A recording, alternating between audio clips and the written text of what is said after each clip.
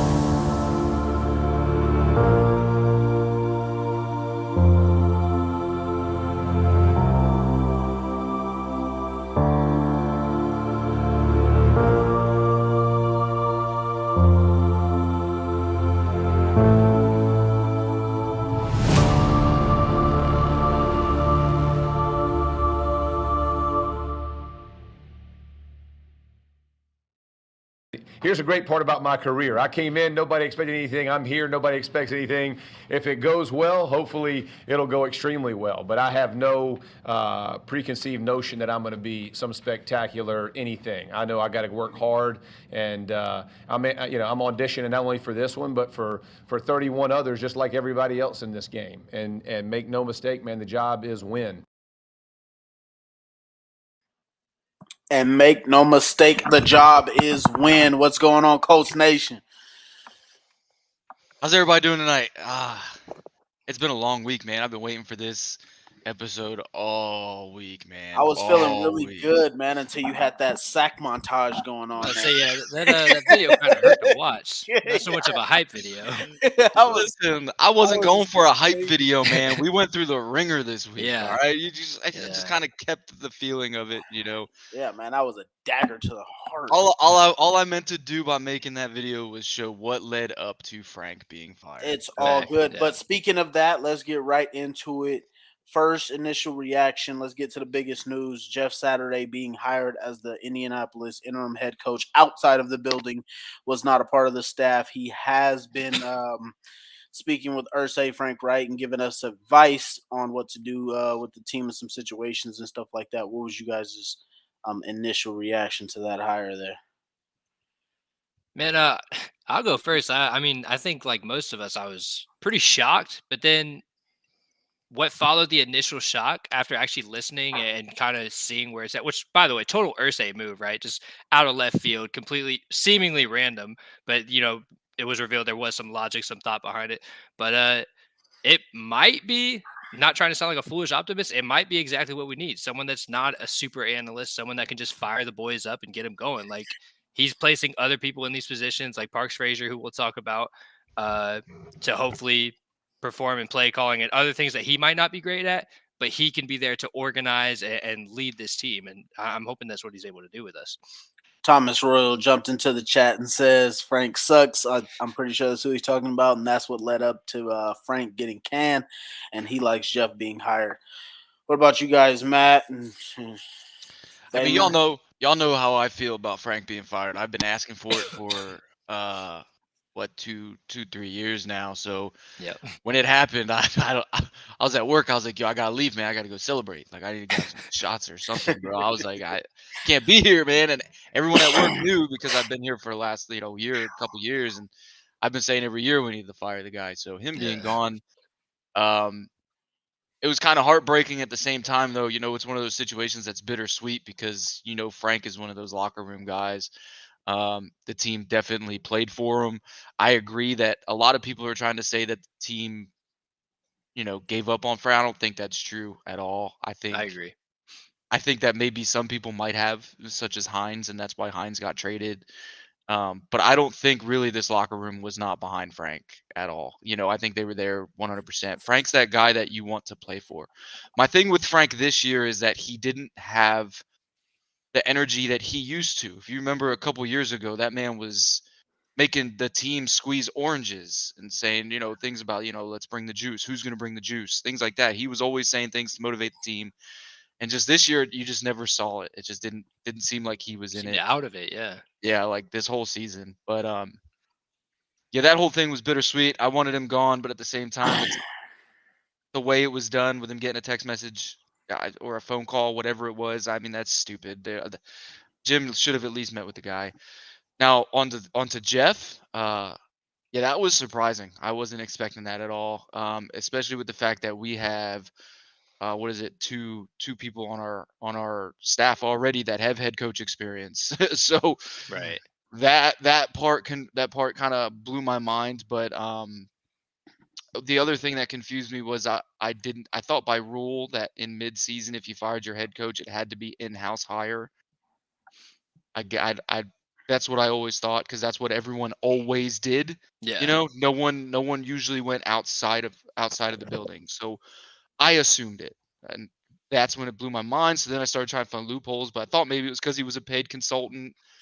But Something like that, yeah. I thought the same thing, by the way. I thought, like, I guess because everyone always did it, you assume that's just the standard. But I think it also is the most logical, right? You want someone that's in-house, which yeah, you could argue he's in-house because he was a consultant, but it's a weird situation. What But- about you, Damon? What were your initial reactions to the hire and the fire? The only thing I didn't like was the impulsiveness of it, especially when it came out that Jim called Jeff in the middle of Sunday's game. That's wild. That's okay. We all wanted him gone. I did. Y'all know me. I was like wanting him gone a minute ago, but that did show a little bit of unorganization and unprofessionalism. Panic But even. panic, right? But what I like about it, and I like about a couple of the moves that's happened this week, is it really gives us a time to evaluate the roster. I think that Chris's job is not safe. I'm gonna be real with you, because I think by us bringing outside talent in to coach, keeping guys where they're at, that way they didn't shift so many pieces. I feel like bringing someone externally really gives us a chance to see what this roster can really do. So both on the players and on Chris, and then at the end of the year, like if Jeff doesn't work out, okay, we know where we stand with a coaching aspect and a roster aspect as well. So I like the move overall. I think it's going to give us a much better idea of where we're heading next year, both in the draft, both in free agency, multiple ways in the organization. Because um, organization wise, I didn't really like what I saw. But overall, as the week's gone on, I've liked the decision a little bit more. So I agree 100%. What I'm gonna go ahead and go with what Kate said in the comments. She said the fans of the NFL are so ignorant about the reason to fire Frank. The negativity it got publicly, along with the Saturday decision, was beyond BS. Um, I think the NFL isn't so much as confused as to why Frank got fired. I think it's more of how Who it got was hired done. after him? Yeah. Well, not even just that. It was how it was done. Like, I'm sorry, but the Colts organization, the fan base shouldn't have to answer for the Colts organization. So for one, I'm not answering for them, whatever, because everyone knows how I feel about how Jim Irsay handled this. Like what Damon said, he contacted Jeff on Sunday in the middle of the game. He called Frank on Monday morning at 10:45 and fired him. So Yeah. when Frank goes to the building to empty out his stuff, that's when he meets with Chris. He never even meets with Jim. Jim doesn't meet with him. Yeah. And then in the press conference after they announced, Jeff Saturday, they were taking shots at Frank for doing his job the way that he has always done it, analytically, and when Frank goes and meets with the press, all he says is, I've got a lot of love for Jim, a lot of, he takes the high road. Handled it like a professional. If I'm Frank, man, I'm putting every single one of them on blast. Like you put me on blast because I did my job analytically, how I was taught, the way head coaches do things, and now it's a negative thing. Like and And then we'll meet him Jim. again. Yeah, we will.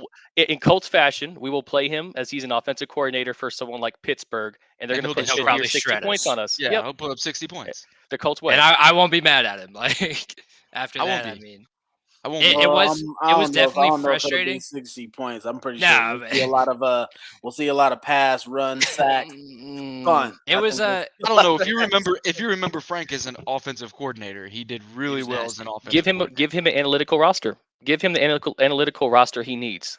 A running football team is not an analytical roster. I do want to make a comment on something Damon said too. Damon said that Chris Ballard is not safe, and I agree 100%. I think Jim saying that he is safe and he'll be back next year is bogus, because in the spring, Matt Ryan was going to be our starter for 2 years. That was words of Jim, right? The week before Matt got benched, Jim was sitting here saying, "Oh, Matt Ryan reminds me of Peyton Manning." Well, I'm sorry, Peyton Manning was never fucking benched, for one. So now he's benched a few days later after you say that. That's and that's coming from everyone saying that a lot of that push was from him. He wanted Matt Ryan benched. And then he said Frank Reich, after Matt Ryan was benched, he said Frank Reich is safe. He's not going to get fired. Sam played 2 games and Frank Reich's fired. So it was like 10, 13 days later and Frank Reich is fired. So what kind of word is Jim living by? I find it kind of tough, the position that Jim is in, because like he said, he guaranteed 2 Super Bowls this decade, man. So I feel like I know it's kind of erratic how he makes decisions and whatnot, but I feel like he got to a point where he wasn't really trusting or liking the decisions that they were making. So no, just I agree. Like and you can't blame him. Game, but I don't blame him. Like that's what I'm saying. I'm not blaming anybody in this circle. So whoever, Jim, Chris, the only thing I'm saying is if Jim needs to just stop talking, because so far he's gone back on everything he said. Yeah, he's in panic mode right now. He's scrambling. And Chris hearing, hey, my job's safe, should not make him feel safe. No, not at all. And you could tell it didn't. Yeah, so my initial reaction is I had 3. So I was I was happy Frank was gone. It was finally over. I was shocked that we hired Jeff Saturday outside of the building. And then the third one is I felt kind of bad for Frank Yeah. just because the way I like always that. feel I mean, bad. I always feel I bad no think we matter all what. had the same type of feeling towards it. The thing I felt bad for is that I don't want anybody to lose their job. You know, Nope. yeah, that's kind of the worst part of all of this. You got to see somebody lose their job, whether it's their fault, it's not. Somebody takes the blame. Somebody's not doing that well. At the end of the day, somebody's getting cut off of their lifeline to feed their family, however they want to do it. Whether they get another job again or not, that's just not something I would ever sit there and act like I'm a fan of. Then the part with Jeff Saturday, I slowly understood it that he's been a consultant for the team. So that part I kind of figured, okay, I could understand why you did that part. The tough part was that having two head coaches, I did not see it coming at all. I felt like I was back playing football and I was playing linebacker position. Just took a crackback block. I'm not gonna lie to you guys. It was a complete shocker to me. I did not even think at all that an outside hire would be the thing there. And then knowing Frank was gonna get fired, I mean, we talked during the game and I almost was pretty much just like he's getting left in New England the way we look on offense. I mean, you can't fire your offensive coordinator and basically sit here and act like he was the problem for how our offensive looked Scapegoat him. and then come out and have the worst offensive performance in the Indianapolis Colts history for the last 25 years.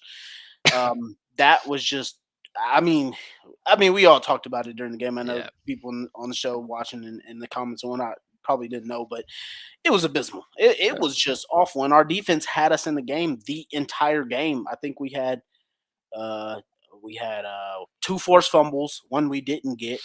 But the defense held us right there, and it just looked ugly. And Frank pretty much kind of cut his own lifeline, firing Marcus Brady the week before. So I And think at the same just time, for a reference, right? If we can manage to get 0 yards in the first quarter, it'll be an improvement from last week's game. So that's kind of where we were at right now. but I so almost feel like my bad. 1 second. I feel like if we could score like 14 to 17 points a game in the first quarter and not score another point, I swear to you, we could probably win every game. Like, no lie. that's not Like, even a lie because I'm, most of these games we're losing are by one score. Yeah. I mean, one score, we're holding teams to like 20 or less. I think Imagine how comfortable Sam would be playing ahead. Yeah. Last week, jeez. a lot of people like I watched the tape this week and there were a lot of things that I saw about Sam that I didn't like. But Mhm. it ultimately started with that first offensive play when he got hit by Judon, and it was a clear hit. I mean, Judon came in untouched. Yep. That ultimately led to the way Sam played the rest of the game. So a lot of that blame can't be put on Sam. The holding the ball, the he just didn't trust anything happening around him last week. So it was kind of understandable to see where he was coming from. He was young. He was getting beat up. You know. All right. Real quick here, we just got a comment going back to it. Thomas says, I think Jim probably freaking out because it's not going how he thought it would. So he's mincing his words. I honestly just hope we can draft a QB this year. Honestly, Thomas, I agree. The tough part is we're clearly going to be some awesome pissed off fans depending on which QB the Indianapolis Colts take. If they decide to go that route, some are saying that some people might want to wait next year for one of these other two QBs that could possibly come out. But yeah, so we'll see. I just got a couple guys in mind, but yeah, it's all going to depend on how we go about QB. And then this is going to jump us into the next part that I want to talk about with you guys is Ash says now he's back up tomorrow, talking about Matt Ryan.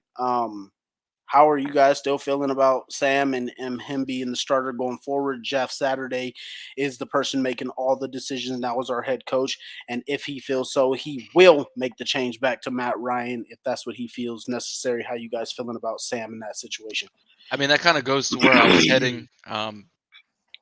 I think Sam could be the guy as long as Jeff can figure out how to put points on the board early. I mean, if we can, okay, not Jeff, but if Parks. So if Jeff can fix the offensive line issues, I think this offense can flourish even with no matter whatever quarterback is playing. It could be Nick, Matt, or Sam. If the offensive line protects either one, Ashley, you know. if the O-line protects either one of the three quarterbacks that we have on this roster, this offense can be dangerous. We can succeed. Yeah. We can Absolutely. succeed easily. And if we play from ahead, any of these quarterbacks are going to be successful. I mean, so honestly, if they figure it out, right? If Jeff figures out the offensive line and Parks calls a good game plan tomorrow and Sam is playing from ahead, we're going to see what is to come for the next rest of the season, in my opinion. Obviously, we can't really hype up too much of what's going to happen tomorrow because of who we're playing, who's not playing for them. You know, they just had a linebacker retire this week, and then they got Darren Waller's out, Hunter Renfro's Renfro's and out. Hunter Renfro's out. So that just leaves Devontae Adams and Josh Jacobs, and Josh Yep. Jacobs isn't scary. So He's solid. He's And solid.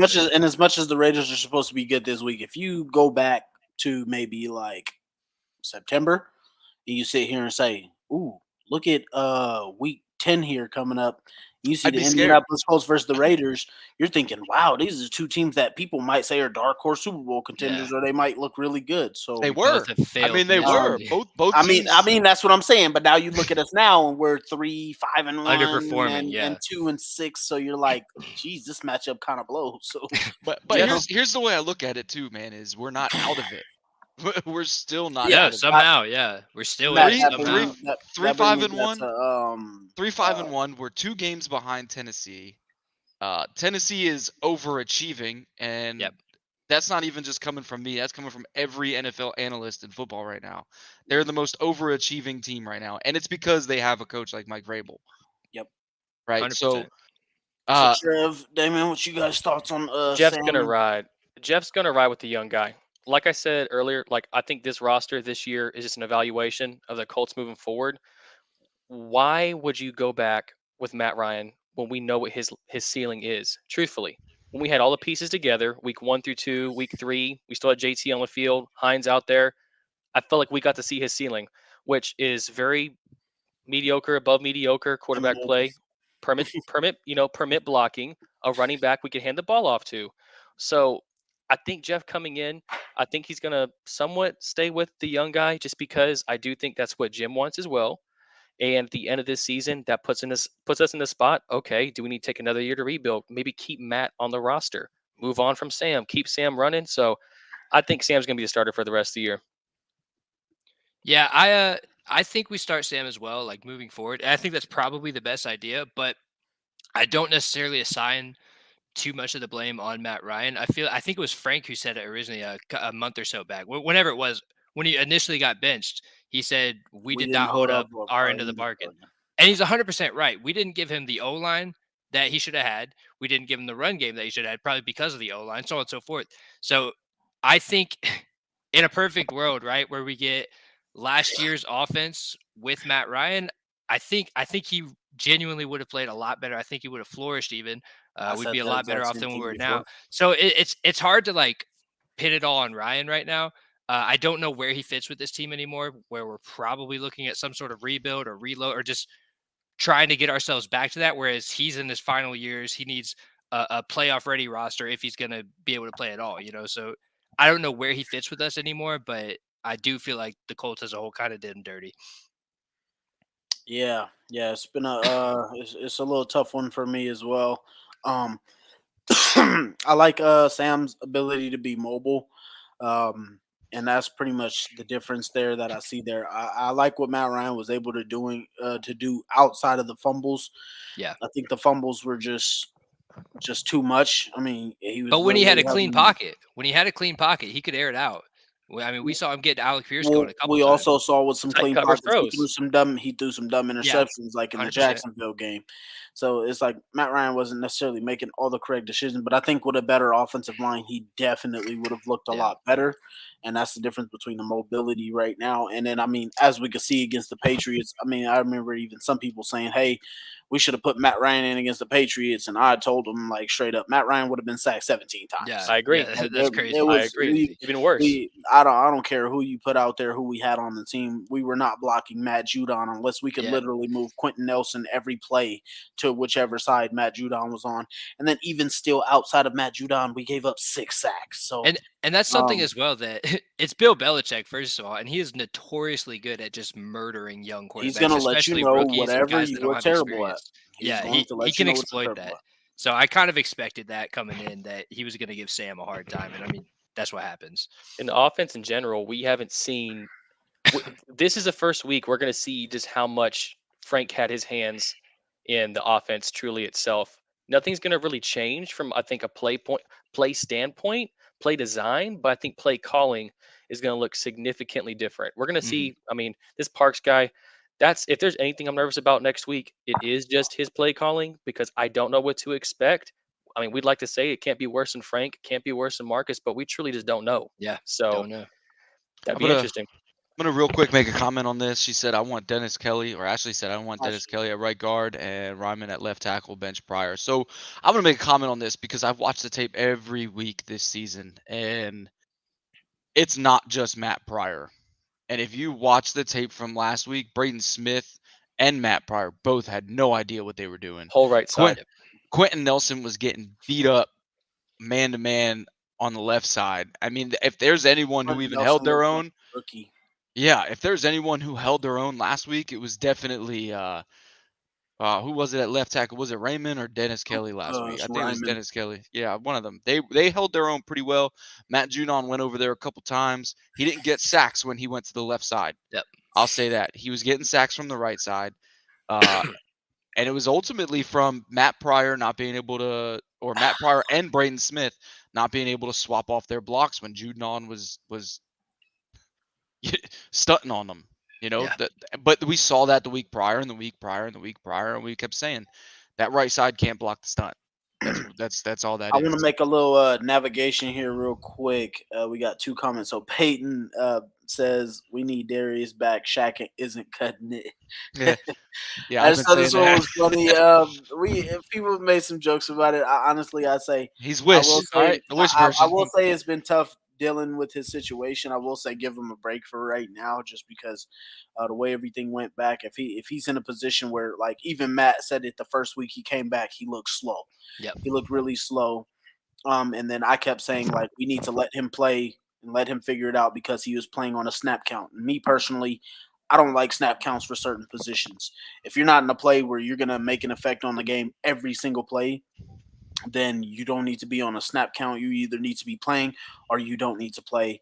Right. And when he said his calf wasn't firing, that's more of a concern for me. And I would rather have him rested. Our linebacking core is solid, and I wouldn't want him to risk something because right now, from what I heard from his video that he put out, man, I hate to deter Colt fans, but it sounded eerily similar to our Andrew Luck situation. So hopefully he can take off the rest of this year and get back and get that figured out, so we don't have to lose the guy with his type of ability. Because I'm telling you guys, with him being on the field, whether our linebacking core is good or not, there's just turnovers that he makes that we just don't get It's from just other different. guys. So Yeah, he's a um, playmaker. This Dangerous.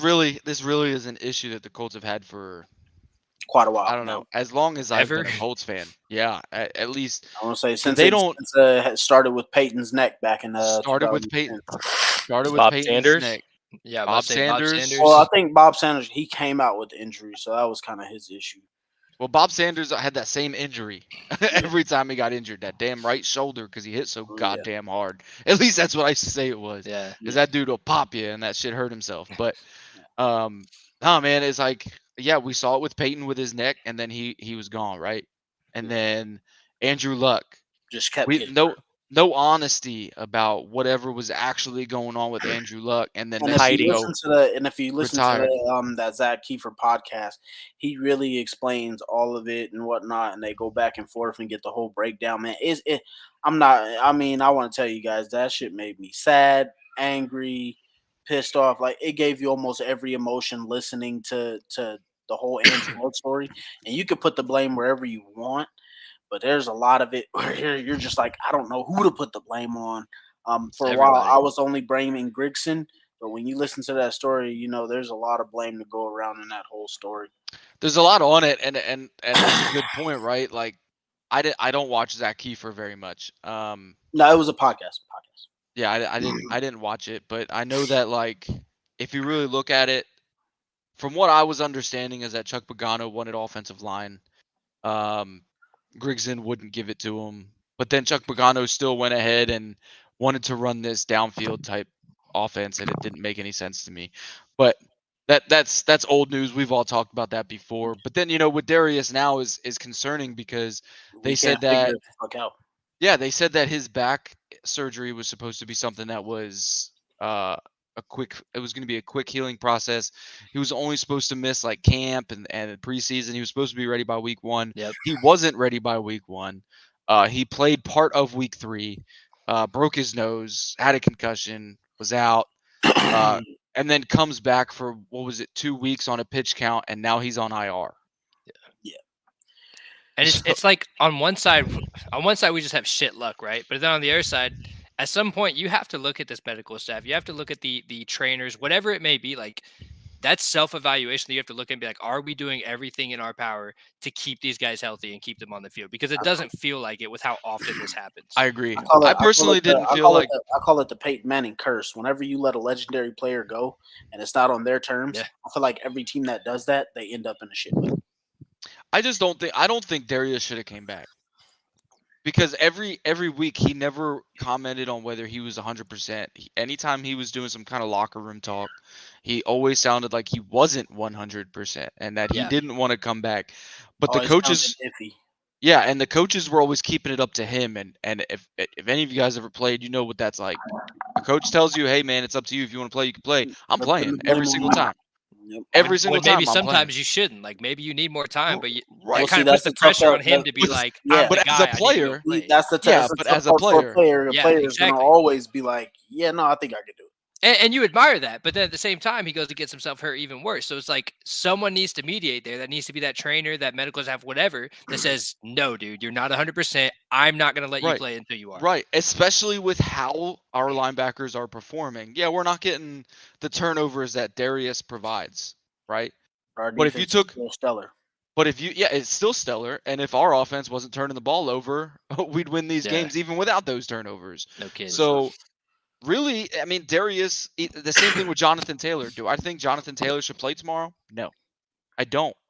Man, why? Because he retweaked it. He retweaked it 2 fucking weeks ago. He didn't play last week. And who's to say that he's not going to retweak that shit again tomorrow? Clearly, his ankle is not 100%. 2 weeks does not make that much of a difference. It doesn't. Well, I mean, it depends on whether it's mild or not. I mean, he did have a couple weeks off in and out, but either way, like you said, I mean, it brings me to another situation I'm terrified of. Let's get to that in 1 second here. I want to answer this from Kate because she said, Kate says, saw a meme that the Raiders are going to tank for picks. Oh, she did. Thoughts say on that for this week's game. So, Kate, I just want to point this out to you. So, anybody who thinks the Raiders should tank for picks, I'm just going to tell you now, Mike Mayock and John Gruden came in together as GM and head coach.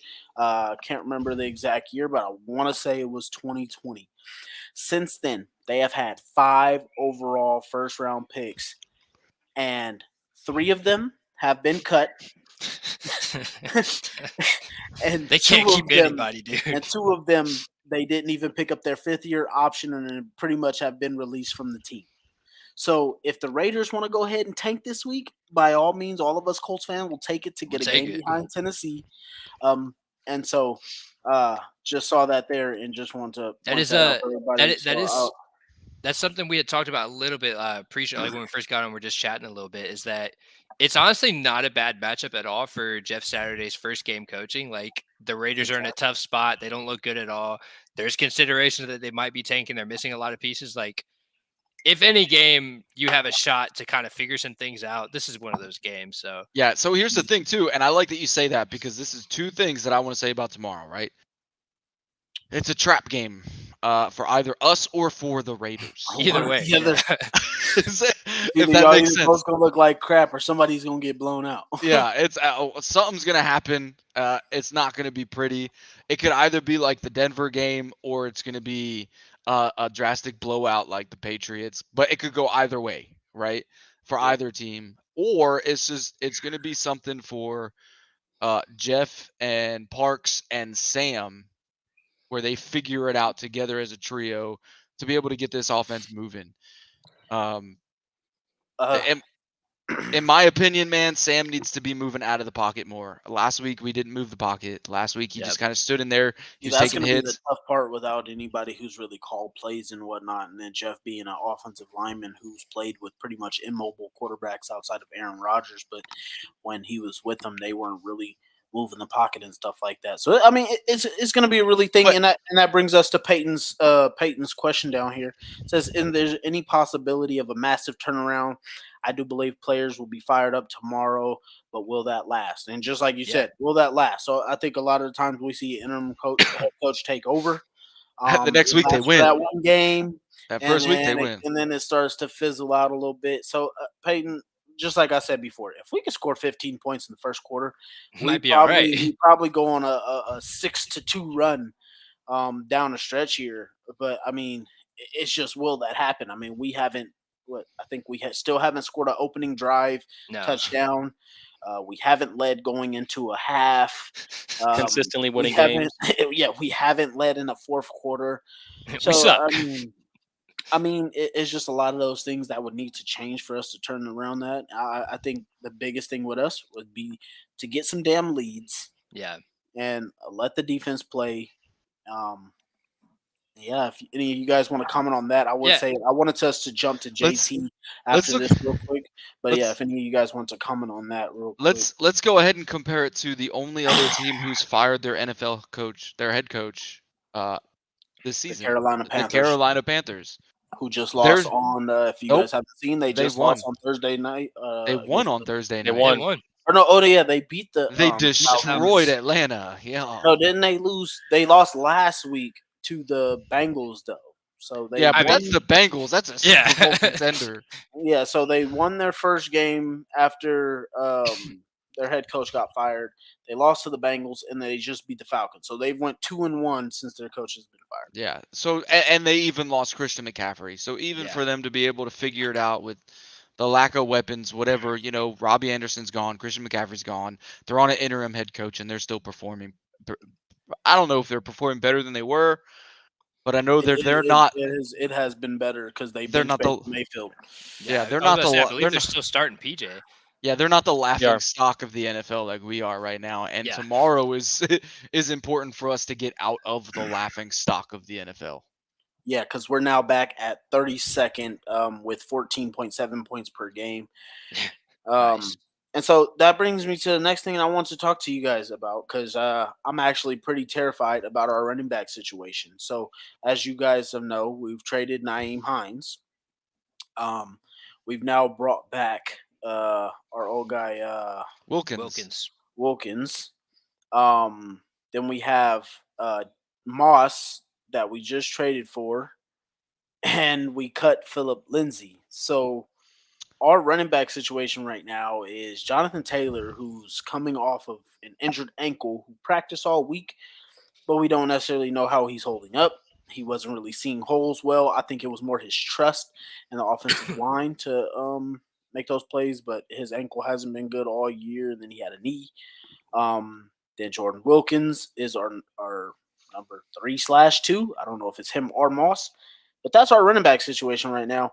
And I really personally don't like it because the one thing that we were supposed to have on this offense is supposed to be a running game. So if we're depending on a pretty much a first-year quarterback and our receivers, I don't know what you guys thought on that situation. So I'm I think just you're not liking the way this offense. I think you're is going being down. I think you're being a little pessimistic, if that's Yeah. the word, about the running room. Because for one, I can get being pessimistic about Zach Moss. He's close to being on the Buffalo Bills practice squad before they traded him to us. But I would say that I'm okay with Jonathan Taylor and Jordan Wilkins. We've all seen Jordan Wilkins perform. And I was confused when we let him go the first time. Yeah. Because he's good for a 2-yard gain or a 20-yard gain, and nothing But in between. yeah, but he'll turn. But as your third running back. But here's the thing: he was doing it on those 4th and 1s or those 4th and 2s, and he was turning those 4th down plays into 25-yard conversions. Here's my question. How do you go from the beginning of the season having the best backfield in the NFL, Sure. the best, maybe second, to having the worst backfield in the NFL? I don't think we do. Here, I have my hand raised. Well, I have my hand raised. Can I finish? Can I finish? Yeah, Here's go my ahead. thing. Go ahead. We- I thought you were done. If JT's hurt, which he is hurt, I don't think he needs to play. Facts. That's facts. That's my question. Look at our running backs. Yeah. Who? Wilkins? It's either Wilkins or I Zach thought Moss. I thought we were good with the depth with JT, Deion Jackson, Phillip Lindsay. That's when I thought our depth was really there. I mean, we just brought back Wilkins, and then Zach Moss is like you said. I mean, this guy was about to be on the practice squad, damn near, and now he's about to be maybe our second, third string back, and we're probably gonna have to split carries if JT isn't completely healthy. I'm just saying. I'm basically saying I'm gonna say he's fully healthy because I'm gonna say one name, and this is gonna lead into what we also wanted to talk about tonight. Parks Frazier, right? And a lot of people are questioning what his play calling style is gonna be. And I'm gonna say this: he's 30. What do you think his play calling style is gonna be? 50 passes. No, get the fuck out of here, dude. Get out of here. So. I think it's going to be a bunch of downfield balls. Nope. I think it is. Nope. I don't think it is. I don't think it is. West If you look Coast. at young, Short look at- runs or 40-yard passes. no, you guys are so pessimistic. It's ridiculous. A young guy calling an offense. A young guy who's going to be calling the offense like Parks Frazier, man. I could see that guy doing read options all day, the way we're supposed to be doing it with Sam Ellinger. Not what Frank was doing. Yeah. With this whole, sit in the pocket and throw the ball with Sam. He's gonna be using Sam the way he should, man. You got to play to this guy's strengths, right? Like we've seen, he can be mobile. Like he is faster than I expected him to be. He's mobile. Like he can. The one play with the Montez Sweat was running him down, and he kind of plants, turns, and then goes the other way and still completes it to JT. Like he has that escapability. He didn't complete it. It was incomplete. Did he not? Wait, still he got away from the sack. You know what Yeah. I'm saying? Like he has that mobility, that escapability to move around there, and we need to play to that instead of just trying to run him like he's Matt Ryan. Like that doesn't work for us. We need to stop. So then here's a good question. It's just me personally. I'd just rather have a healthy backfield. I'd feel way more comfortable. Yeah. At least if I knew JT was 100%, then I could really care less about the other guys in the back because they give him a breather for maybe 5 plays a game. Yeah. It's just the tough part Agreed. is like not knowing the play caller. Jeff Saturdays is gonna run the ball, and it's just like, is JT gonna be healthy? That's just my real question. If he's healthy, then I'll trust everything we got going. I also don't like DJ being out. If DJ was on the field, that's a different field. That's a different field. It's JT and DJ. I'm good. I want to go ahead and hold on. to this comment and welcome Daniel on here real quick. Matt, before you do that one, go to Peyton's other one up there. So Peyton said, I guess Reich was right about Daniel. drafting Hines for fantasy. He has Josh Allen thrown to him now. That's good. And, I just want to say Naeem Hines was on the field for about 3 plays in his first game with Buffalo. 0 fantasy points. And now Josh Allen has an elbow to his throwing arm. Yeah. And he's playing tomorrow. So he's playing. So it'll hit you real quick there. All right, now we're gonna go ahead and go to Daniel because it's a new name on here. So I know we got. I think Peyton was a new name today. Yeah, we got so Chad we're getting some good. Too. We're getting some good some new viewers watching, here, man. And I do want to send out some it. love and appreciate everybody coming out here. Get your friends to come out and watch, man. Please We like bring- and subscribe. Hey, for real. So real quick, bring your drinks every time. All right, I'm always here with a bottle. I'm pretty sure DeMarco's always there with something. He's always got some beer. Damon just sits there with a blank wall behind him. But Damon's my man. But okay, so just so everybody knows, we are on Facebook, Twitter, Twitch, YouTube. We are currently streaming live on all 4 of those at the end of every episode. Usually on Sunday because usually after the show I'm kind of tired. I won't go to bed. Yeah. Usually on Sunday morning before the game comes on, I take the audio Game and I upload dreads. it on Spotify so that you can actually go ahead and listen to us when you drive to work. So if your friends miss it, tell them, hey, listen to this. Go on Spotify, look on Kicking with the Crew, and it's always good, man. We love to talk to the comments. So having all of you guys in here just kind It's of awesome. it keeps the show going, man, and we love it. So bring more people in here. So to go with Daniel, he says youth is on our side. Let's go Colts. I'm pleased with the move. Definitely not a traditional move, but seemed like the smoothest move to get the team off the shitter. And I actually agree. I think giving Parks the chance to call plays is kind of it's unorthodox to me. He Yeah. was an assistant quarterback coach, but I think it could pan out because he's the guy that worked with the quarterbacks the most. Right. So he knows what these guys want to do. Should know their strengths and weaknesses, right? Should Right. know how to play them. I mean, Actually, even if we do end up going back to Matt, which I don't see that happening, I don't hope it happens, but even if we do, like that's something he should be able to understand is the difference between those guys and how to operate with them. just Right. just like you said about play calling. Another new comment or another new person in the chat is Chad. Chad. He says screens and quick short passes. Yeah, so That's what I'm hoping for. that Yeah. I mean that's what we've But pretty much been hoping how does for our all season. So I Bro, mean, last week none we of us- called 0 screens. exactly none of 0. us With the here are amount of pressure we professional- took, we called 0 screens. if we None of have us are last professional week's callers, play callers, but all of us have sat here and watched these Colts games, and we're like, how are you not slowing down this pass rush with quick passes and screen game and stuff like that? So hopefully we Chad- will see some of that. I think that's something that Matt alluded to, that we will see a young play caller come in and want to run the ball, get the ball out quick out of his quarterback's hands, should see some screens. I mean, honestly, it's like tough to even think that we even have a screen package when you think about how many we've run outside of the ones to Michael Pittman Jr. and the ones to Paris Campbell.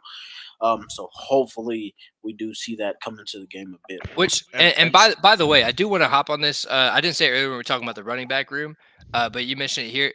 I think all of these guys, what they do have, even though a lot of them don't have a lot of experience playing or whatever the case may be, they're not big names, and there is some questioning there. But I think what we've seen from each of these guys in one instance or another is when they can get to the second level, all of these guys have explosive ability. So when they can they get got these speed. blocks, they can take off. Like they have the physical ability. Obviously, JT's the man. Like we saw that last year, and we just need him to get back healthy. But beyond that, these other guys that are arguably practice squad guys, right?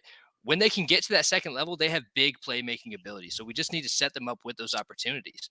Exactly. Agreed. All right, so let's go ahead and answer some of these comments because there's a lot of them. I'm going to go with say that comment from Peyton there.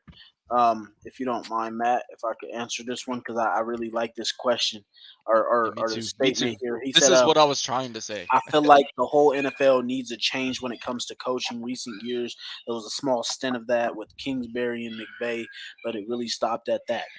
So actually, I just want to let you know, Peyton, if you didn't know, the Vikings coach that just got hired, he was also another young coach. I'm blanking on his name right off the top of my head here. Kevin right O'Connell. Now. Yeah, Kevin O'Connell was actually hired. McVay. He was from the McVay tree. He was actually a younger hire. I think the tough part is just like if you think about anything that goes on in NFL, anytime it works, even if you think back to the Philly play, the Philly special that goes around. This is a week-to-week league.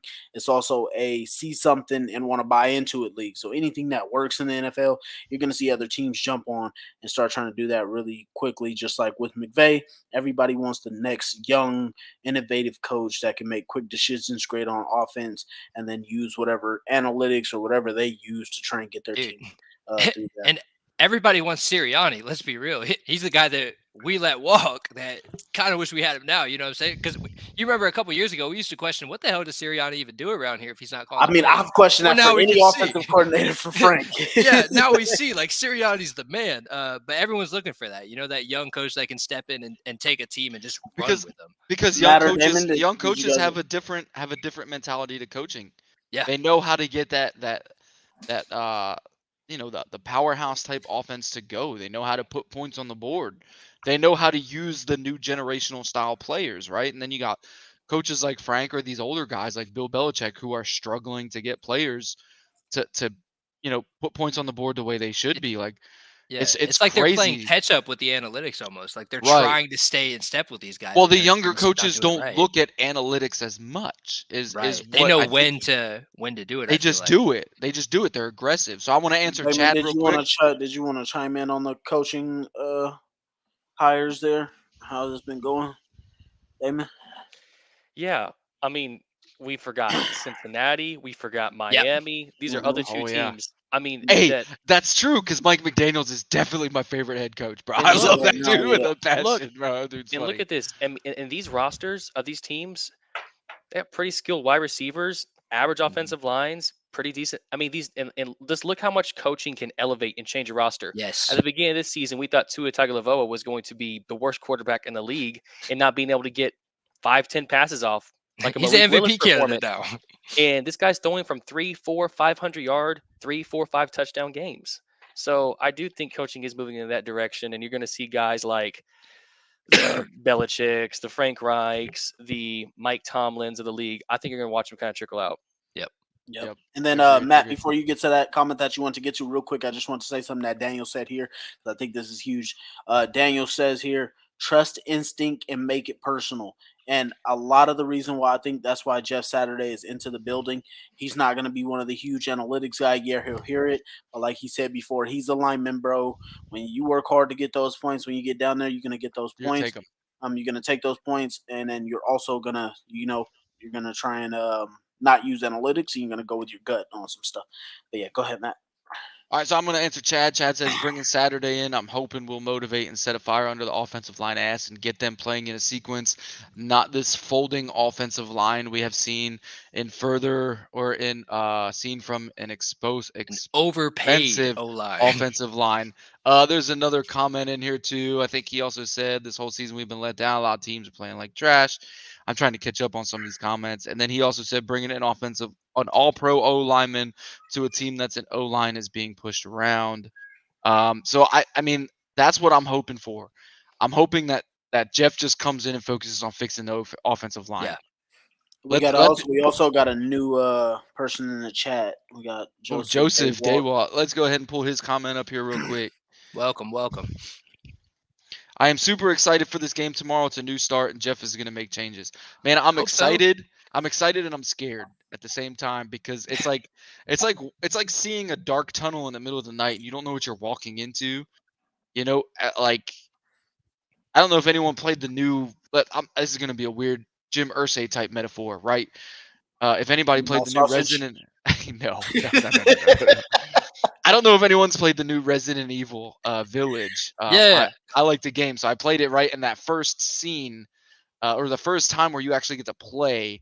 The ambulance is wrecked, and you're walking into this woods. It's dark. All you have is a flashlight. You're hearing things all over the place. You got no idea what's going on, man, and you're just hearing things. That's what I feel like I'm going into tomorrow, bro. Like That's the you have no Colts. idea what's going on. My heart's pounding. I'm just like, what's going on? That's a really good point. But for me, I think I look at it this way. So it's like if you think about any other team in history that has ever went down this route. So right now, if you look at like the Pittsburgh Steelers, who just haven't been good, and it's like, oh yeah, we got no upside. Oh yeah, now we got TJ back, but we still suck here. If you look at some other teams through history, like the 0-16 Lions or the Browns that just were terrible.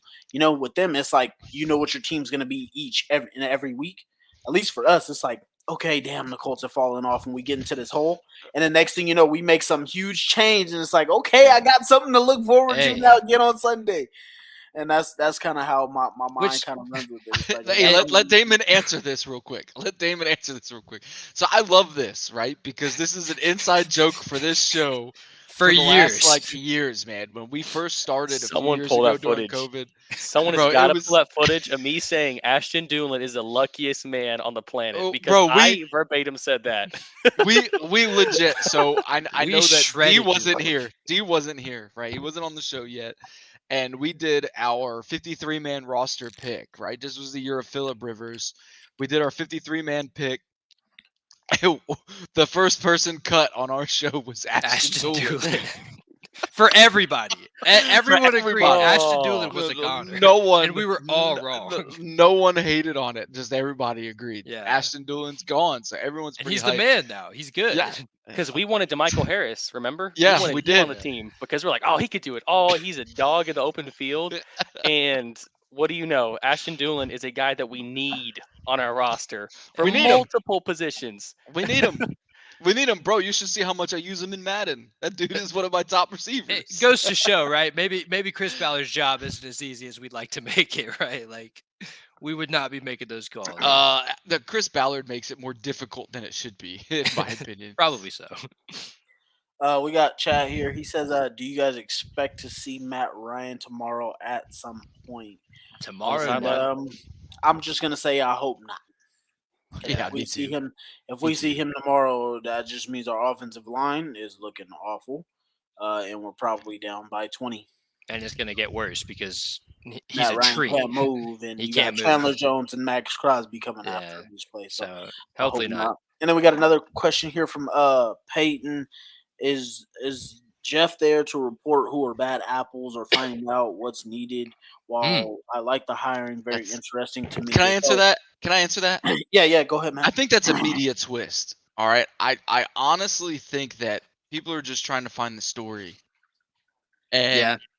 I don't I think that's agree, it, man, though. because if I know Jim Irsay, and we all know Jim Irsay, we all know Chris Ballard. If Jim wanted to tank, we would have started that in the preseason, right? We wouldn't have gone into the season trying to win games.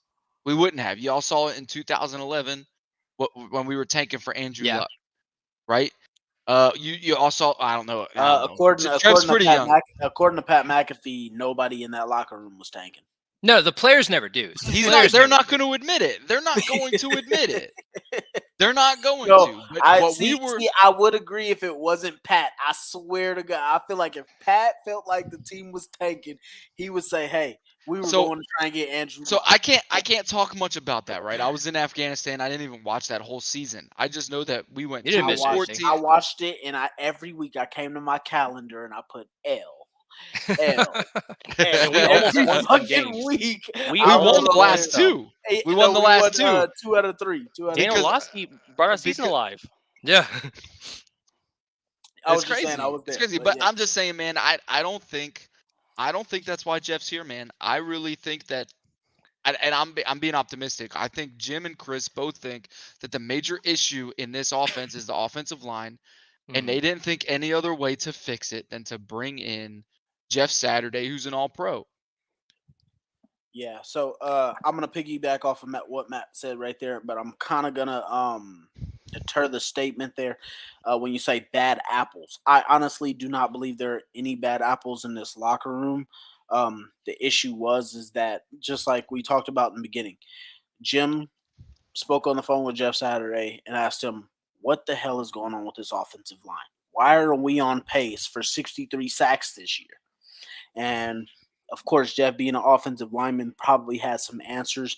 And I think that's what brought it from him being a consultant to him thinking, hey, you can come in here, you can lead men, you can help us fix this offensive line. And that's what started this hiring process. Yeah. And then pretty much Frank kind of wrote his own obituary with how we came out and had -2 yards, which was just completely crazy because you should be able to run the ball for more than that. So I'm pretty sure Daniel's talking about Paris Campbell as the Daniel, I gotta get on you, my guy. Leave Paris. Paris is my guy. I'll let you take I've been this one. an apologist since he's came into the league. I'm telling you now, Paris Campbell put the ball in his hands. He's gonna go crazy. So, Paris Campbell. I mean, if you want to cut the guy, I think that's just crazy because he was going to go somewhere and go off regardless. Yeah. And if you look at this, I don't think that's what it means. Hold on. I don't think that's what he's asking. He was talking about you guys' reference to Ashton Doolin being the first one cut. So that's what he was talking about. And there's maybe the wide receiver we needed. Well, I mean, We maybe. did talk about a lot right there. Yeah. I mean, there's stuff, but I'm guessing it's on the cut side. But I'm just telling you now, only reason Paris Campbell haven't went off this season is because our inability offense to play sucks. offensive line Yeah. and quarterback. Paris Campbell, literally, if you looked at some of his games that he's had this season and when he's been healthy, I've been saying it for a while. All this guy needed was health. I mean, he's had some of the most crazy sporadic injuries that just come out of nowhere. And Paris Campbell is healthy, makes us better. Hey, so we have another new commenter. Hey, Brett, thanks for following and watching. Make sure to follow, subscribe on Twitter, Facebook. Sir. We're also on IG, Twitch, YouTube, and Spotify. We're on all those, so go ahead and watch. Rumor has it Frank is back with Philly. That is not confirmed yet. I saw that rumor today. I think it was just another reporter trying to find a story, thinking that Frank's going to go back and work for Nick Sirianni. Well, I mean, if you let me finish. No, I just wanted to ask because I thought the question is kind of like, do you really think Frank would go from being a head coach in Indy with Sirianni as his assistant?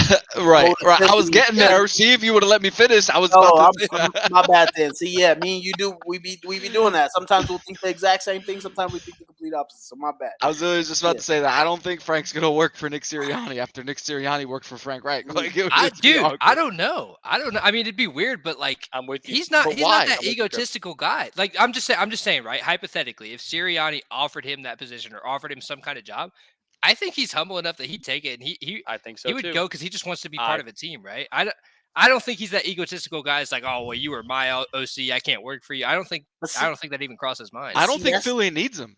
Yeah. No, I don't either. I don't think this happens. I'm just saying hypothetically. See, my thought process would be is like, why would I go back to a lower step? Not really ego thinking, but thinking he's gonna have to. When he spoke with forgetting his name. He spoke with the reporter and he said, I want to be a head coach again. Yeah. He's probably going to go and be the head coach in Carolina. Nope. Hold on. Stand by. Time out. Sorry, this is stop. This is stop and sign language. Time out. Go ahead. My kid's deaf and hard of hearing, so I just signed you to stop. Chargers. No way. Do you think any of those teams hire him though? If the Chargers get Frank Reich, they're about to fire him, dude. I'm telling you, if there's any coach that's going to be fired on that Black Monday when all them damn coaches get fired, it's going to be Brandon the douchebag Staley. Yes, he's going to get fired. And who better to hire? Oh my God, Frank Reich is the Chargers. Oh my God, dude! Justin Herbert and Frank Reich. Watching that game of Justin Herbert Austin Eckler, killed Nyheim Hines getting used Austin right. Eckler, Mike Williams. Oh my God, Keenan Allen. And then if he could just find a defensive coach to fix that defense, dude. Bro, yes, they have David Mack over there. I mean, I don't hate it. I just feel like anyway, this guy. I feel like every time I think he's got comments. You see a head coach get fired like this, I think they end up having to go OC or something before they become a head coach again. I don't know if anybody's willing to put him back in that position just yet. No, Frank did not have head coach experience. Hold on. Frank did not have head coach experience. He was the offensive coordinator for the Chargers. He got fired. And then he got hired as the offense coordinator for Philly. And then he won the Super Bowl, and then we hired him. Yeah. And he was a quarterback coach for us too at one time, right? Way back, way back in the day, he was an intern. He interned. I think he started with us. Yeah, his career started with us after he was done playing. He came over to us as an intern. And then my guy Daniel in the comment here, he says he loves Paris Campbell. He's been a game changer. He's going back to the flack he's gotten. It was on the cut side. So yeah, he was saying the cut side on that, but he does love Paris Campbell. Yeah, I mean, we all had the same ideas. Matt said at the beginning of the season, he's always been getting at me for my love for Paris Campbell just because I thought the guy could go off with the ball in his hands. Right. And then also just our receivers as a whole, they were just unproven. And I've had faith in this receiving core and just in their ability. So Daniel, you're not to blame. Everybody has their we were all there. Think and see. We're not all gonna have the same ideas, but for sure, dude, with the ball in his hands, I think I think too, like we've all been kind of waiting for a year where Campbell feels like a steady option. And I think this year he's finally, I mean, the offense is dog shit. Like the offense sucks. But when we're able to actually air it out or get the ball in his hands, I feel like he's shown that he can be a steady option for us. And that's what I've been waiting for with the guy. Now I'm all in. Like I'm ready to keep him on the team and move forward with him. I had him as my receiver one before the season started. Really? Until just kind of offense just dwindled out of there. Yeah. I have him as a strong 3 right now. I've Pittman 1, obviously. Pierce, I think, is going to be our 2. I really like what I've seen from Pierce. And then I think Campbell is a steady 3 / a slot option that can kind of move around for us. And I like that. We could move forward with that, and I'd be happy. Yeah, I had him as the number 1 because I figured that he could go off for about the same yards as Pittman, but would have more touchdowns. Or not more touchdowns, but about 4 less touchdowns. So I had Pittman at about big 12, yardage guy. Yeah, exactly. And so that's what I thought. I thought because of the fact that he could do everything, you could run him in the slot and run the ball with him. He could play the X. He was a speed guy. So I just thought our offense would look a lot better. Yeah, no kidding. To answer Ashley, I think Doolin is going to be probably the 4th wide receiver. It's going to be Pittman, Pierce, Paris, rotational kind of guy. Yeah. And I then think if you go back to go ahead. Brett has said here, if you remember, Frank was aggressive coach in Indy in first year. Yeah. So Brett, if you think back, so this is why I said Frank wrote his own obituary in what was the game we played before New England with Washington? So it was the 4th down call. And even Rick Venturi, I don't know if you guys listen to the Colts Roundtable every week. Coach, me and Matt do consistently listen. I don't know if everybody else does. But basically, there was the call to go forward on fourth and like inches in our own territory. Yep. And Frank chooses to punt the ball instead of just going for it and trying to end the game. Yeah. So and then he blamed it on never running a QB sneak with Sam. Exactly. In practice. Just fall forward, dude. Exactly. So Sam had literally just ran like 8 yards to even get us in that situation. For one, it should have been a first down to begin with. And the refs for some reason wanted to call him like an inch short. Exactly. Yeah. So Brett, so when you think back to that first year, Frank straight up told you, he said, I'm playing to win. I'm playing to win. We're going for it because we want to try and play to win these games. And Frank completely got away from that. He was playing to not lose games, and his style just completely changed from what it was. And I think that's exactly what got him the extension he did the year before. His play style just completely changed. It might speak to something deeper too, because you remember how much. Even when he was questioned on these 4th down calls, like back at the Buffalo game that we lost because he was going for these 4th downs and all that craziness, his constant go back answer was belief in my guys, belief in my team. I believe they're going to go get it. I trust them. I'm going to go do it. And then this year you've seen it's like he doesn't have that belief anymore. He doesn't have that trust. And to one hand, you can understand it because we suck, but then something has clearly changed with him. And that was, I think that's a big reason of why he got the boot. And then Peyton says here, and look how we started that first year, pretty much talking about that 2018 year. And I think that's been the problem with a lot of how we started. Like, if you think back to last year, the team that went 9-8, we started 1-4 with Carson Wentz. I think too many times we thought that just because we did it in 2018 and we had Andrew Luck as our quarterback, too many times. I mean, this team was built for Andrew Luck, and too many times we look at this team and keep thinking we can do the same things that we had with him. Sure. We don't have the guy that's the smartest guy in the goddamn building and a completely athletic freak anymore. And we got to let that past shit go. And I think that's it's been that's kind of what killed a lot of our starts. That 2018 season was the season that I actually gave up on Frank Reich.